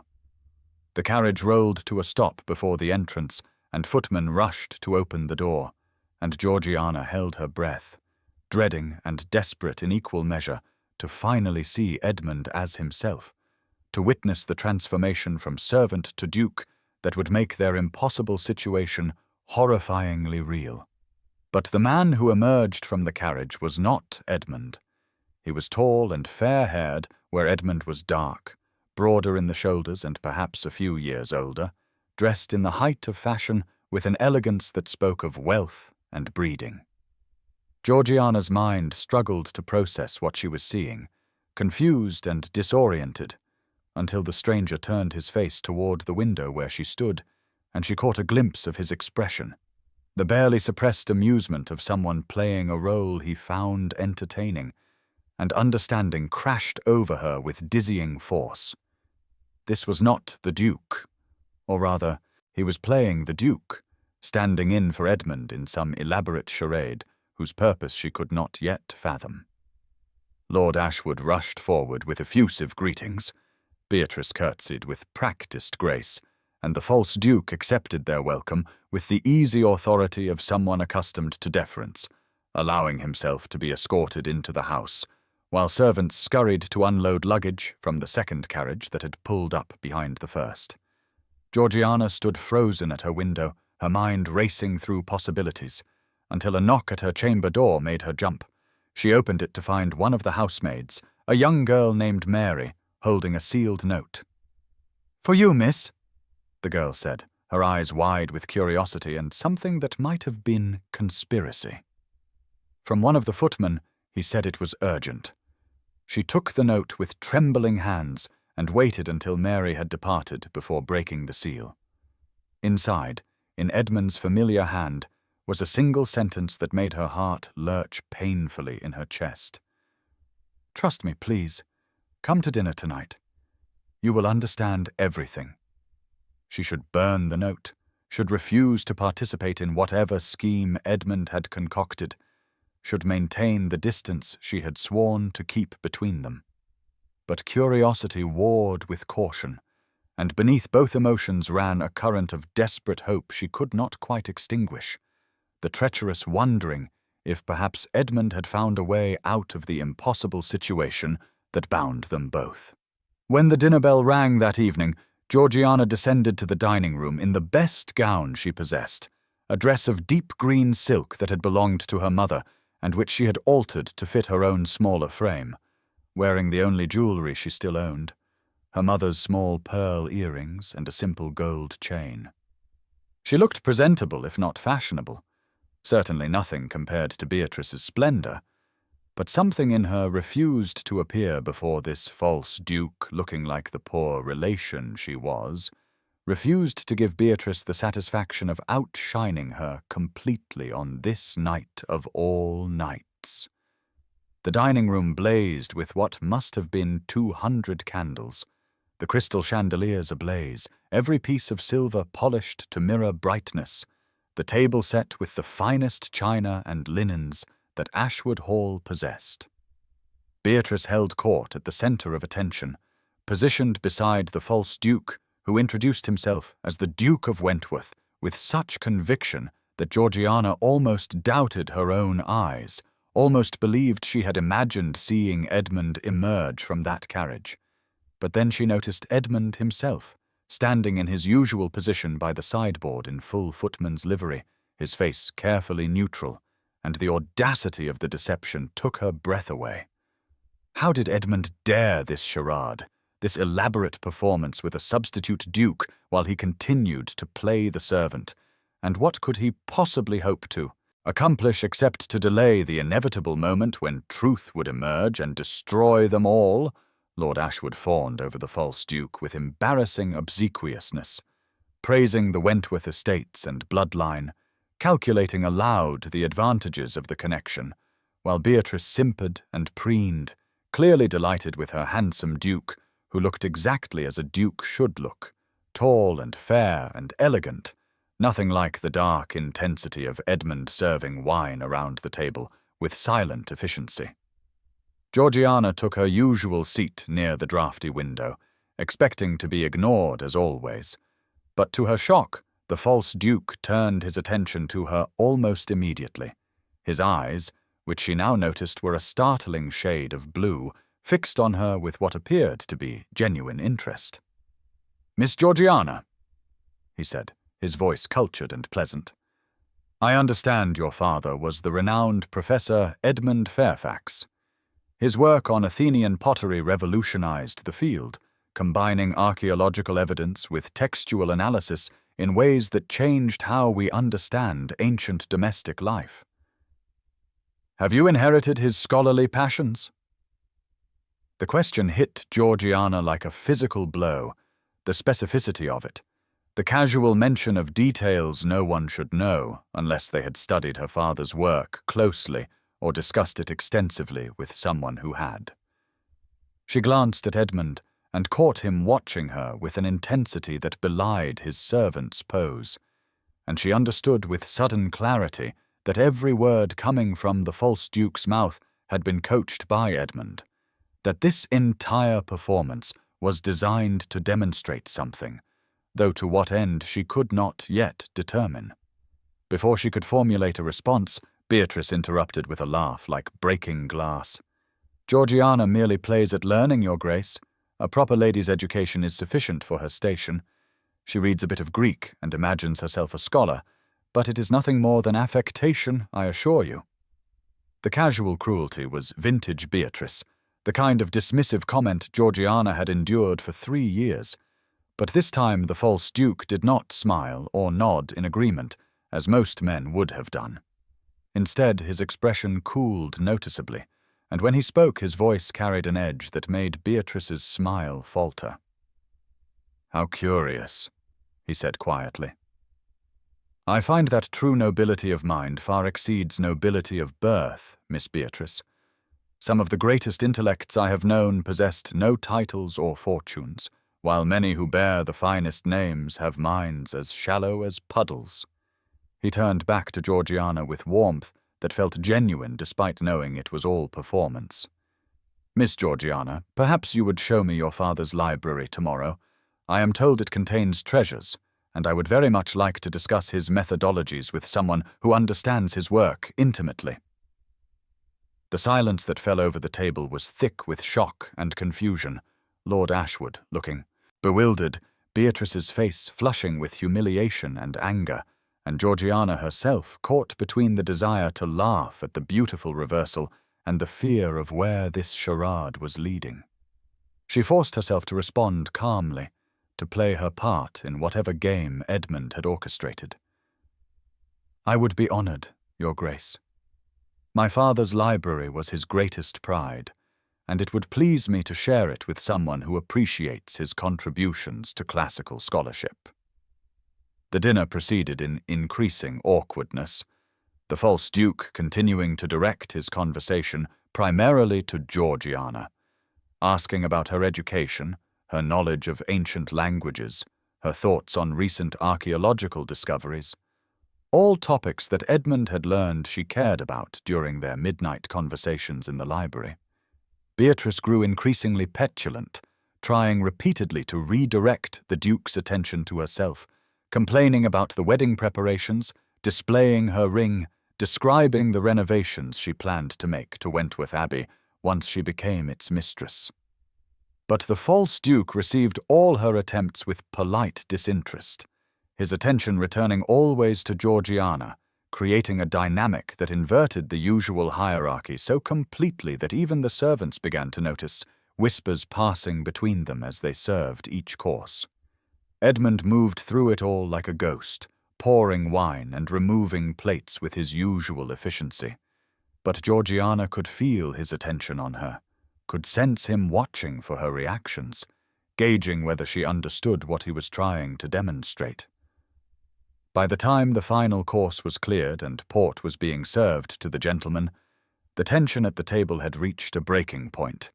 Beatrice's face twisted with fury and confusion, Lord Ashwood's bonhomie strained by his daughter's obvious failure to captivate her intended husband. It was then that the false duke rose from his seat, commanding immediate attention with the natural authority of his bearing, and delivered the blow that shattered Beatrice's world as completely as Georgiana's had been shattered 3 nights earlier.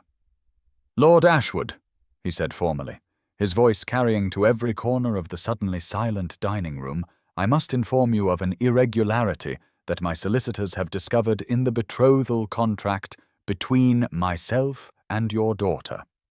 Upon close examination, it appears the agreement contains a provision that I had not previously understood, one that makes it impossible for me to proceed with the marriage as planned."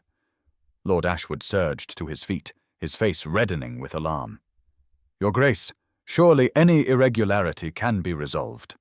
My daughter has prepared for this marriage for months. The invitations have been sent, the arrangements made. What possible provision could prevent the wedding from proceeding?" The false duke looked at Beatrice with something that might have been pity, then turned his gaze to Georgiana, and in that moment she saw him clearly for the first time, saw past the performance to the man beneath, someone capable of great loyalty and equally great courage in service to his friend. "The irregularity is one of the heart, Lord Ashwood. The contract my father signed specified a union between the Duke of Wentworth and a daughter of the Fairfax family, but it did not specify which daughter. And I find that I cannot in good conscience marry where there is no meeting of minds, no true compatibility of spirit and intellect. Your daughter Beatrice is undoubtedly beautiful and accomplished in all the ways society values, but she is not the Fairfax daughter I choose. The contract, therefore, is void, as I cannot be compelled to marry against the fundamental principle of mutual respect and intellectual partnership." The words fell like stones into still water, their impact spreading in waves of shock and scandal. Beatrice made a sound somewhere between a gasp and a sob, her face draining of colour, and Lord Ashwood sputtered incoherent protests while the assembled servants stood frozen in various attitudes of disbelief. Georgiana felt the room spin around her, understanding flooding in with dizzying force. Edmund had found a loophole in the contract, had discovered or perhaps invented a technicality that allowed him to break the betrothal without violating his oath to his dying father, and now his friend, this false duke who must be Lord Nathaniel Brandon based on Edmund's occasional mentions of his cousin, was delivering the rejection publicly to ensure there could be no quiet reversal, no pressure brought to force the original arrangement back into place. In the chaos that erupted, servants rushing forward to assist the swooning Beatrice, Lord Ashwood alternating between rage and desperate pleading, Georgiana's eyes found Edmund across the room and saw him watching her with an expression of naked hope and terrible vulnerability. The question in his gaze was clear even without words. "Can you forgive me? Will you trust me? Will you give me the chance to make this right?" She could not answer, could not process the enormity of what had just occurred. And so she did what she always did when the world became too much to bear. She fled to the library, hearing the sounds of pandemonium fading behind her as she ran through the familiar corridors to the one place that had always offered sanctuary. The library was dark, and she did not bother with candles, simply sank into her usual chair and tried to breathe through the overwhelming chaos of emotions churning in her chest. Edmund had done this for her, had orchestrated an elaborate deception to break his betrothal to Beatrice, had humiliated her cousin publicly in a reversal of all the small cruelties Beatrice had inflicted over the years. It was too much, too grand a gesture, too dramatic and risky and potentially ruinous for them all. She heard the door open and close, heard footsteps crossing the floor, and then Edmund was there, kneeling before her chair still dressed in his footman's livery, and the symbolism of it struck her with the force of revelation. The Duke kneeling before the poor relation, the master seeking permission from the one who had been invisible. "I have nothing to offer you but the truth, finally," he said, his voice rough with emotion. "I am Edmund Wentworth, Duke of Wentworth, and for 3 years I served you tea because it was the only way I could be near you without the weight of expectation, without the burden of title and obligation that comes with my position. I know I deceived you, know that I built our connection on a foundation of lies, But I need you to understand that the man you met in this library every night was the truest version of myself I have ever been. You deceived me, Georgiana said, and her voice broke on the words. You let me love a man who did not exist. Let me believe Edmund the footman was real when all along he was just a role you were playing. Edmund reached for her hands and she let him take them, let him hold them in his own as he looked up at her with eyes that gleamed with tears in the faint light from the windows. He did exist, he said fiercely.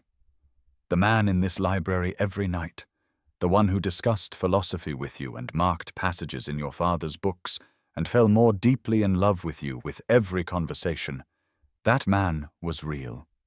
He was more real than the Duke of Wentworth has ever been, more honest than any version of myself I show to the world of society and obligation. The Duke is the disguise, Georgiana.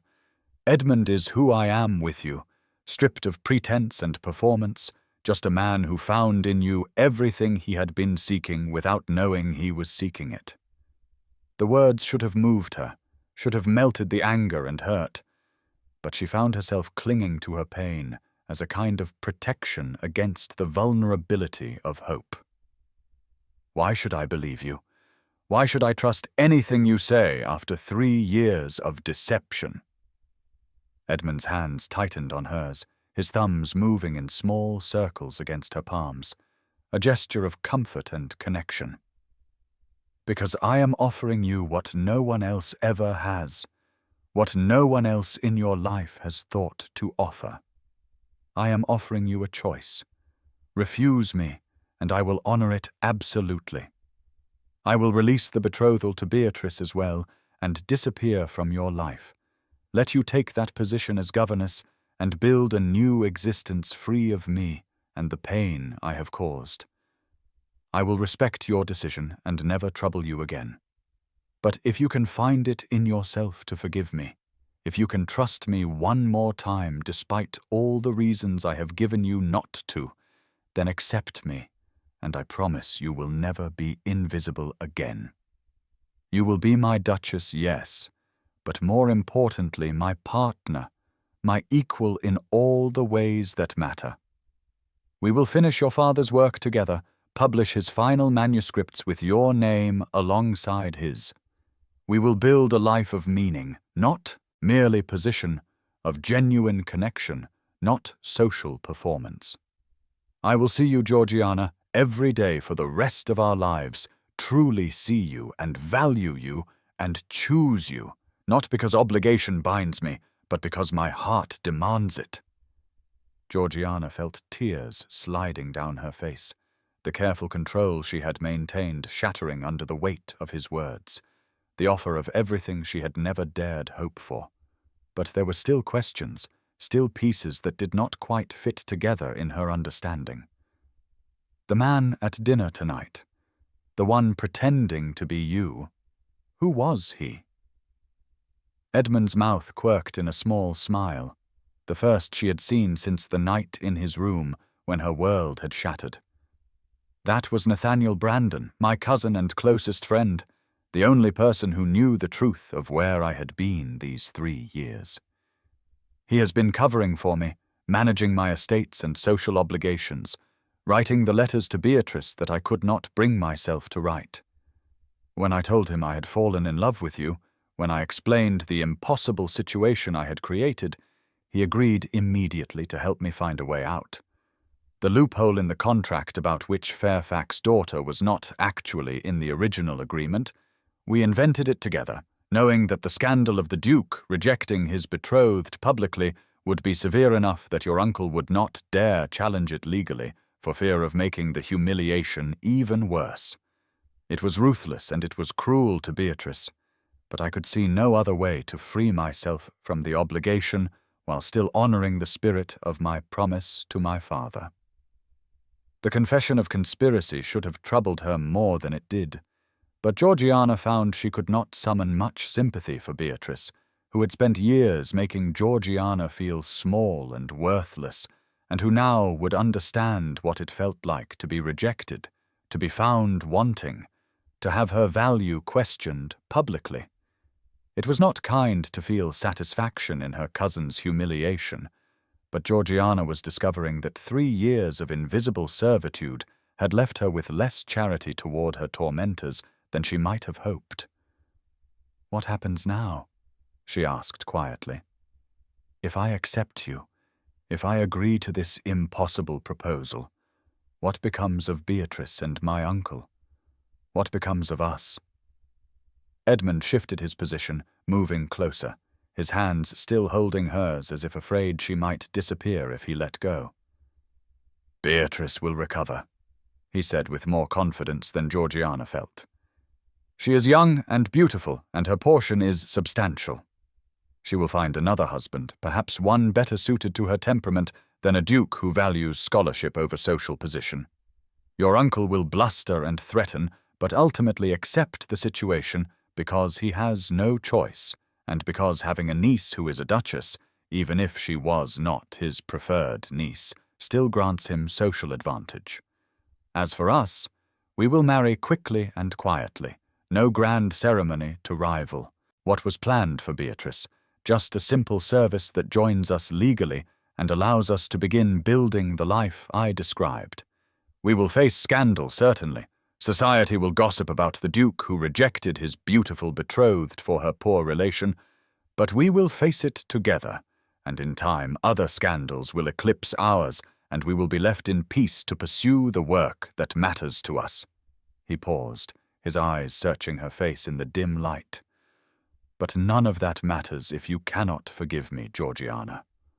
I kneel before you not as a duke demanding obedience, but as a man begging for grace.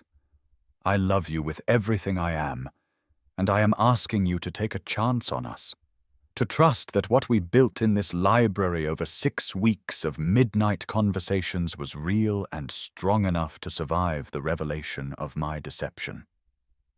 Spring rain had begun to fall outside the tall windows, a soft percussion that seemed to wash away the remnants of winter, and Georgiana looked at Edmund kneeling before her in his footman's livery and saw him clearly for the first time, not the servant, and not the duke, but simply the man, flawed and frightened, and offering her his heart with a vulnerability that must terrify him.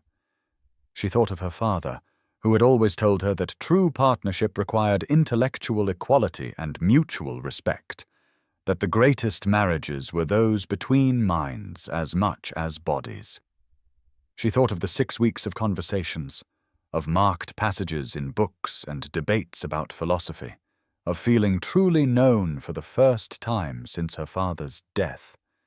And she thought of the alternative, of refusing him and taking a position as governess, of spending her life teaching other people's children while burying her own intellect and passion in service to strangers. The choice crystallized with sudden clarity, not between forgiveness and anger, not between trust and caution, but between fear and courage, between clinging to the safety of invisibility and risking everything for the possibility of being truly seen. She reached out and touched Edmund's face, letting her fingers trace the line of his jaw, the curve of his cheek, learning the geography of this man who had served her tea for 3 years while secretly loving her.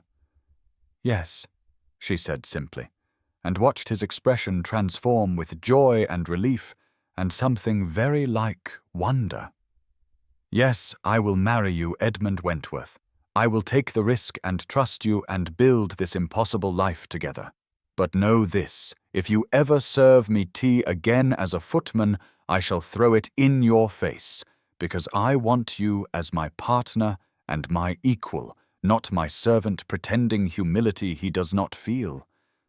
Edmund laughed then, a sound of pure happiness, and rose from his knees to pull her into his arms, holding her with a fierceness that spoke of how much he had feared she would refuse. They married 3 weeks later in the small chapel on the Wentworth estates in Northumberland, a ceremony attended by only a handful of witnesses, including Nathaniel Brandon, who had played his part so brilliantly, and Mrs. Whitmore, who had kept Edmund's secret for 3 years with a loyalty that spoke of deep affection and respect. Georgiana wore a simple gown of ivory silk, no veil or elaborate trappings, and carried a small bouquet of wildflowers picked from the estate gardens that morning. Edmund stood waiting for her at the altar, no longer in footman's livery, but dressed as himself finally, as the Duke of Wentworth. Yet when she looked at him, she saw only Edmund, the man who had knelt before her in the library and offered her partnership instead of possession, freedom instead of constraint. The ceremony was brief and deeply felt, the words of the service taking on weight and meaning as they spoke their vows, promising to honor and cherish, to build a life together based on mutual respect and genuine love rather than social obligation or dynastic necessity. When the vicar pronounced them man and wife, when Edmund kissed her for the first time, as her husband, Georgiana felt something fundamental shift inside her, the realization that she was no longer invisible, no longer the poor relation tolerated on sufferance, but rather the Duchess of Wentworth, with all the power and position that title conveyed. Yet more importantly, she was Edmund's chosen partner, his equal in the ways that truly mattered. The scandal had been every bit as severe as Edmund predicted, society buzzing with gossip about the Duke, who had rejected his beautiful betrothed for her plain cousin, speculation running wild about what could possibly have motivated such a shocking reversal. Some whispered that Beatrice must have been discovered in some compromising situation. Others suggested that Georgiana had used some form of witchcraft or manipulation to ensnare the Duke, and still others claimed the entire betrothal to Beatrice had been a misunderstanding from the start, and the Duke had always intended to marry the scholarly Miss Georgiana. Lord Ashwood had indeed blustered and threatened legal action, but Nathaniel Brandon's solicitors had constructed the loophole in the betrothal contract with such careful attention to plausible deniability that any challenge would have required exposing the fiction, which would have brought even greater humiliation to the Fairfax family. In the end, Lord Ashwood had accepted a substantial financial settlement from the duchy in exchange for his silence and agreement, enough money to save his estates from the creditors Georgiana had not known were circling, and he retreated to Ashwood Hall to lick his wounds and avoid society's knowing looks. Beatrice had taken to her bed for a week following the rejected engagement, weeping and raging by turns, but youth and vanity proved resilient, and within a month she had emerged with renewed determination to find a husband who would appreciate her properly. The ton had expected her to retreat from society in shame, but Beatrice surprised everyone by holding her head high and declaring that she had had a narrow escape from a duke who clearly valued dusty books over proper feminine accomplishments, and she would find a husband whose tastes were more aligned with her own. 6 months after the wedding, as autumn painted the Northumberland countryside in shades of amber and gold, Georgiana stood in the library at Wentworth Abbey and marvelled at the transformation that had occurred not just in the physical space, but in her entire existence. The Abbey itself was a magnificent estate, far grander than Ashwood Hall, with grounds that stretched for miles and architecture that dated back 3 centuries. But when Edmund had first brought her here as his bride, she had found it curiously lifeless. A museum of inherited treasures, maintained by servants but not truly inhabited. Rooms kept pristine but empty of warmth or purpose. Together they had changed that, breathing life and meaning into the ancient stones. The library had been Edmund's wedding gift to her, a vast room on the ground floor with windows overlooking the rose gardens, and he had spared no expense in expanding the collection and creating a research centre that would honour her father's memory while advancing the field of classical studies. Scholars came from Oxford and Cambridge, from universities in Germany and France and Italy, to study the manuscripts and artefacts Georgiana had assembled, to collaborate on research projects, to engage in the kind of intellectual exchange her father had valued above all else. The house hummed with conversation and debate, visiting academics, staying for weeks or months at a time. and Georgiana had discovered that she possessed a gift for facilitating these scholarly communities, for asking questions that sparked new insights, for connecting researchers whose work might complement each other in unexpected ways. She had established the Fairfax Research Centre in her father's name, funded generously by the duchy, and already it was gaining recognition as one of the premier institutions for the study of ancient Greek culture and archaeology. Edmund had thrown himself into the management of his estates with an energy and innovation that surprised his stewards and tenants alike, implementing agricultural reforms based on the latest scientific methods, establishing schools on his lands so that the children of his workers might receive education regardless of their family's ability to pay, creating programs to support widows and orphans and those who had fallen on hard times through no fault of their own. He had shed the typical trappings of aristocratic life, the endless rounds of social calls and fashionable entertainments, instead focusing on work that he found meaningful, that allowed him to use his position and wealth to create genuine positive change. He and Georgiana made an unconventional duke and duchess, preferring quiet evenings discussing philosophy to glittering balls, hosting scholars and reformers rather than the cream of the ton, but they were happy in ways that defied society's narrow definitions of proper aristocratic behavior. On a particular evening in late October, as the sun set early and cast golden light through the tall windows of their private library within the larger Abbey library, Georgiana sat in her favorite chair, reviewing the page proofs of her father's final manuscript. She had spent 6 months completing the work he had left unfinished at his death, analyzing the pottery fragments from his final excavation, writing the chapters on dating methodology and cultural significance that he had outlined but never drafted, and now the book was going to press with both their names on the title page, Professor Edmund Fairfax and Lady Georgiana Wentworth. The Times had already published a review calling it groundbreaking work that would reshape understanding of Athenian domestic life, and the Archaeological Society had written to inform her that they wished to award her father a posthumous medal for his contributions to the field. She held the letter from the society in her hands, reading it again with a mixture of pride and grief, wishing her father could have lived to see his work completed and recognized, yet knowing that he would have been proud of her for finishing what he started. They are calling it groundbreaking work, completed by his daughter, the Duchess of Wentworth, she said aloud, looking up to where Edmund sat across from her in his own chair, reviewing reports from his estate managers. Father would have been proud. Edmund set aside his papers and smiled at her, that particular smile he reserved for moments when she accomplished something significant, a look of such genuine pleasure in her success that it still had the power to make her heart skip.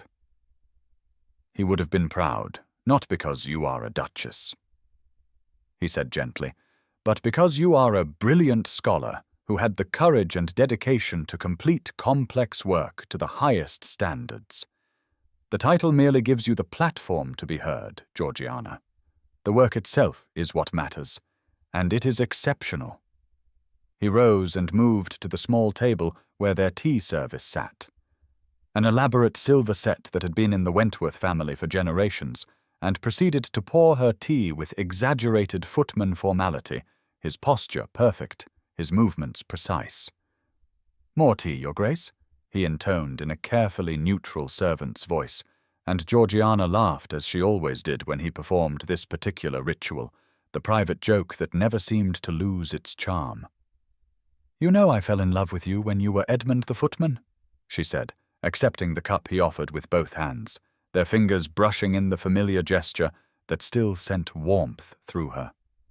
"Sometimes I miss him, that quiet man who served my breakfast and said so little but saw so much." Edmund settled back into his chair, his own cup in hand, and his expression turned thoughtful and tender. "He is still here," he said softly. He is the part of me that knows the truest wealth is not the title or the estate or the social position. It is this, you and me and our work and our life together. Everything else is just livery I wear for the world, the costume of duke that I put on when necessary, but which has nothing to do with who I really am. Who I really am is the man who spent 3 years watching you move through Ashwood Hall being invisible to everyone else, and falling more deeply in love with you every day, even when I did not yet have the courage to act on those feelings. Georgiana set down her teacup and moved to sit on the arm of Edmund's chair, a casual intimacy that would have scandalized proper society, but which felt natural and right in the privacy of their library. "Do you ever regret those 3 years?" she asked, a question that had troubled her occasionally in the months since their marriage. Living as a servant, hiding who you were, wasting time that you could have spent managing your estates or taking your place in society? Edmund's arm came around her waist, holding her secure, and he looked up at her with absolute certainty. "Never," he said firmly. "Those years taught me that worth is not bestowed by birth, but earned by character, that the accidents of title and inheritance have nothing to do with a person's true value. You were invisible to everyone else at Ashwood, overlooked and undervalued, but you were the only person I truly saw, the only one whose opinions mattered, whose company I sought, whose approval I craved. And in seeing you, in learning to value what you valued and respect what you respected, I finally saw myself clearly too, saw how empty my life had been before, how much of it had been performance and obligation with no genuine meaning underneath. Those 3 years of service were the most honest years of my life until I married you, and I would not trade them for anything." The sound of voices drifted in from the main library, where several visiting scholars were engaged in animated debate about recent discoveries at Pompeii, and Georgiana smiled at the evidence of life and purpose filling the ancient house. A letter had arrived that afternoon, brought by special messenger from London, and she retrieved it now from the side table where she had left it, passing it to Edmund with a sense of satisfaction at the news it contained. "Beatrice has married," she said, watching Edmund's face as he read the brief note from her uncle. A merchant named Thomas Gardiner, extremely wealthy from trade with India, well below her in social standing by aristocratic measures, but apparently well suited to her in temperament. Uncle writes that she is happy, that she has taken charge of managing several of her husband's business ventures and shows considerable aptitude for commerce. He sounds rather bewildered by the whole affair, as if he cannot quite understand how his daughter found contentment in a match that brings no title or social elevation. Edmund finished reading and set the letter aside with a thoughtful expression. "Good for Beatrice," he said, and sounded as if he meant it. She needed someone who would value her for her strengths rather than simply her beauty and connections. Someone who would give her real work to do rather than relegating her to ornamental status. A merchant who needs a partner in managing his enterprises will appreciate her organizational skills and her social confidence in ways a duke seeking a decorative wife never could. She found her own path to fulfillment, just as you did, just as we both did. It seems none of us fit the roles society assigned us, and we are all better for having the courage to step outside those constraints. The thought of Beatrice managing business affairs and thriving in trade rather than aristocratic society struck Georgiana as deliciously ironic. The beautiful cousin who had spent years mocking Georgiana's intellectual pursuits, now finding her own purpose in work that society would consider equally inappropriate for a lady. Perhaps they were not so different after all, she and Beatrice, both women seeking meaning and agency in a world that offered them only ornamental roles, both finding happiness by defying expectations and building lives on their own terms. Uncle Ashwood has lost the social standing he craved, Edmund observed, returning to the letter, but it does not seem to have taught him anything. He still measures worth in titles and connections, still cannot understand why his daughters chose as they did. Some people never learn to value what truly matters. Georgiana thought of her uncle, bitter and diminished in his provincial estate, clinging to the empty prestige of having been almost connected to a duke, and felt only a distant pity for him. He had taught her an important lesson, though, shown her through negative example what happened when one valued position over character, appearance over substance, and she was grateful for that education, even if it had been painful to acquire.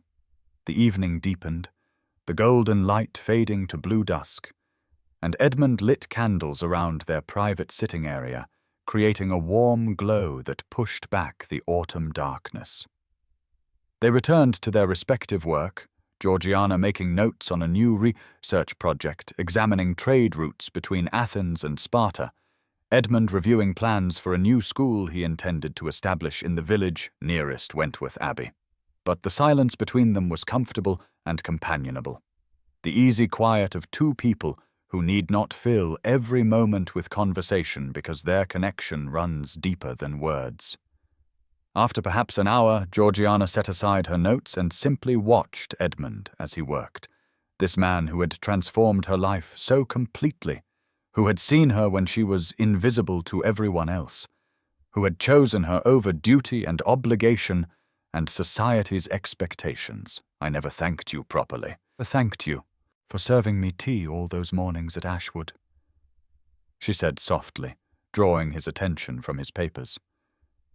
It was the kindest thing anyone ever did for me, being present and constant and there every morning without fail. I did not understand it at the time, did not recognize it for what it was, but you were showing me every day that I mattered, that someone saw me even when I felt most invisible. Edmund set aside his work and reached for her hand, bringing it to his lips in a gesture that managed to be both courtly and deeply intimate. "It was never service, my love," he said, his voice rough with emotion. "It was devotion from the very first morning, though it took me far too long to understand that myself. I told myself I was observing the household, studying the family I would join, performing my duties as a footman, but the truth was, I was falling in love with you one teacup at a time, one perfectly ordinary morning after another. You became the center of my existence without my even realizing it was happening. And by the time I understood what you meant to me, I was so thoroughly caught that escape was impossible and undesirable. Those mornings serving your tea were the holiest ritual of my life, the moments when I could be near you and care for you in the only way my false position allowed." Georgiana felt tears prick at her eyes, overwhelmed by the gift of being loved like this, of being chosen and valued and seen so completely. She thought of the past 6 months, of the life they had built together at Wentworth Abbey, of the work they were both doing that gave meaning to their days and purpose to their privilege. She thought of the research centre bearing her father's name, of the scholars who gathered here to advance human understanding of the ancient world, of the schools Edmund was establishing, and the reforms he was implementing that would improve the lives of hundreds of people who depended on the duchy. She thought of how invisible she had felt at Ashwood Hall, how she had believed herself to be without value or purpose, and marveled at the transformation that love and partnership had wrought. "Being invisible taught me to see clearly," she said finally, articulating a truth that had only recently become clear to her. "When no one is looking at you, when you are overlooked and dismissed, you learn to observe rather than perform, to notice details others miss, to develop your own judgments independent of society's opinions. Those 3 years at Ashwood, when I felt most worthless, were actually preparing me for this, teaching me to value substance over appearance, character over position, genuine connection over social performance. I learned to see people as they truly are, rather than as they present themselves. And that is how I saw you, Edmund. Saw past the footman's livery to the man beneath, recognized the intelligence and kindness and integrity that you were hiding from everyone else. Edmund pulled her from her chair into his lap, holding her close, and they sat together in the candle-lit library, listening to the distant sounds of the house around them, the scholars debating in the main library, the servants moving through their evening routines, the wind beginning to rise outside as autumn asserted itself. Through the tall windows, Georgiana could see the first stars appearing in the darkening sky, pinpricks of light against the gathering darkness, and she thought about how much had changed since that winter evening at Ashwood, when Beatrice announced her engagement, and Georgiana felt the walls of her small, constrained life closing in completely. She had believed then that she understood the boundaries of what was possible for someone in her position, had accepted that invisibility and dependence were her permanent conditions, but Edmund had shown her that the roles society assigned were not immutable facts, but rather costumes that could be shed, that identities could be chosen rather than simply accepted, that love could transform everything. The tea service sat on the table beside them, the silver gleaming in the candlelight, and Georgiana reached out to touch the handle of the pot that Edmund had used to serve her just an hour earlier. This simple object had been present at every significant moment of their relationship, she realized, from those early morning services at Ashwood, when Edmund was still just the invisible footman, through their midnight conversations in the library, to this evening at Wentworth Abbey, where they sat as equals and partners building a life of meaning together. The ritual had remained constant, even as everything else transformed, the pouring of tea from pot to cup, a thread of continuity connecting the woman she had been to the woman she had become. Sometimes the greatest love stories begin with the smallest gestures, she said quietly, more to herself than to Edmund. A footman serving tea day after day, waiting patiently for the moment when both people could finally see each other clearly, when the barriers of position and pretense could fall away and genuine connection could emerge. We built our love in teacups and book margins, in stolen glances across crowded rooms and midnight conversations about ancient philosophy, in all the small, ordinary moments that no one else noticed or valued. That is what made it real, Edmund, not grand gestures or dramatic declarations, but rather the steady accumulation of daily acts of care and attention, the choosing of each other again and again in ways too small for anyone else to see. Edmund's arms tightened around her, and she felt him press a kiss to the top of her head, a gesture of tenderness that still had the power to make her feel cherished and safe. "You are the scholar and the poet both," he murmured against her hair. "You take our story and make it beautiful. Find meaning in what I thought were merely my desperate attempts to be near you without revealing myself. But you are right that love is built in small moments as much as large ones, in the daily choosing and the patient waiting as much as in the dramatic revelations. I waited 3 years to tell you the truth, 3 years of serving your tea and watching you and falling deeper in love while trapped in a situation of my own making. It was agony, and it was bliss, torture and transcendence, the best and worst years of my life all at once. And now we have this, a life beyond anything I imagined possible when I first took that position as footman, a partnership that validates everything I believed about what marriage could be if built on genuine respect and intellectual equality." The candles burned lower, casting dancing shadows on the book-lined walls, and outside the wind picked up, rattling the windows and sending autumn leaves swirling past the glass. Soon it would be winter again, the cycle completing itself. But this year Georgiana would face the cold months not as a dependent relation huddled in a drafty corner of someone else's house, but as the mistress of Wentworth Abbey, as a published scholar and a duchess, and most importantly as Edmund's chosen partner.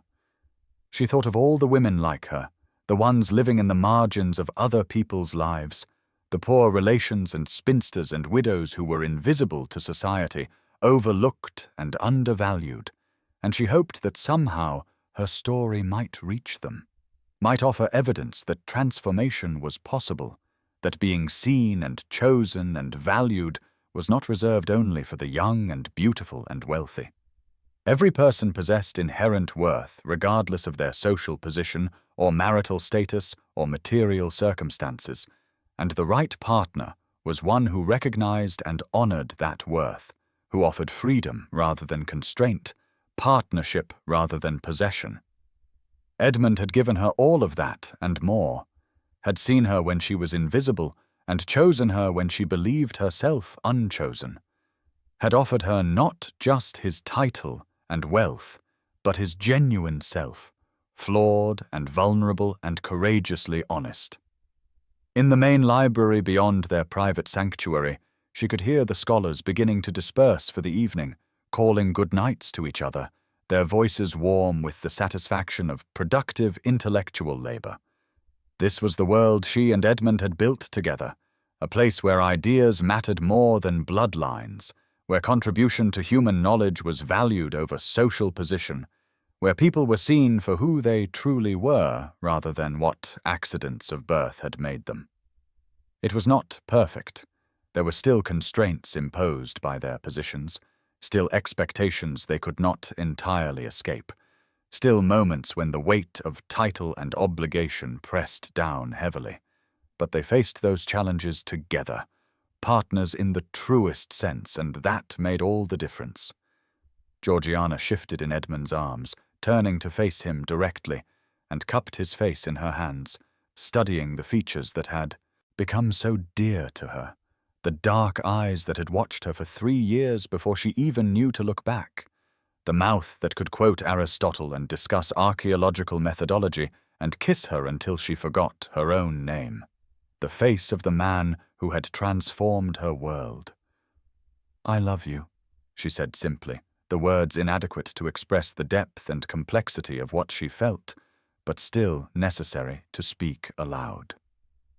"I love you for seeing me, for choosing me, for building this life with me. I love you for the footman you pretended to be, and the duke you reluctantly are, and the man you actually are beneath all the roles and performances. Thank you for waiting for me, for serving me tea all those mornings, for being patient until I could finally see what was right in front of me all along." Edmund's answer was a kiss that tasted of tea and promise and coming home, and when they finally drew apart, he rested his forehead against hers and whispered the words that had become their private benediction, the truth that anchored everything else. "From the very first morning," he said, and she knew he meant the devotion, the love, the choosing of her above all others. From the very first morning and every morning after, now and always. Outside the library windows, the stars wheeled in their ancient patterns, the same constellations that had looked down on the Greek philosophers whose words filled the shelves around them, the same sky that had witnessed countless human dramas of love and loss and transformation. But here in this moment, in this library at Wentworth Abbey, with tea growing cold in delicate cups and candles burning low and the autumn wind singing outside, Georgiana Fairfax Wentworth, formerly invisible and now gloriously seen, sat in her husband's arms and knew herself to be blessed beyond measure, to have found in the most unlikely of places and the most impossible of circumstances the partnership her father had always told her was worth waiting for, worth fighting for, worth building a life around. The tea service would be there again tomorrow morning, she knew. Edmund would pour for her as he always did now, the ritual transformed from service to sacrament, from duty to devotion, from the smallest of gestures into the foundation of everything that mattered. and she would accept the cup as she always did, with hands that no longer trembled, with a heart that knew itself loved, with the quiet certainty that she had finally found her place in the world, not by becoming someone different, but by being seen clearly as exactly who she was.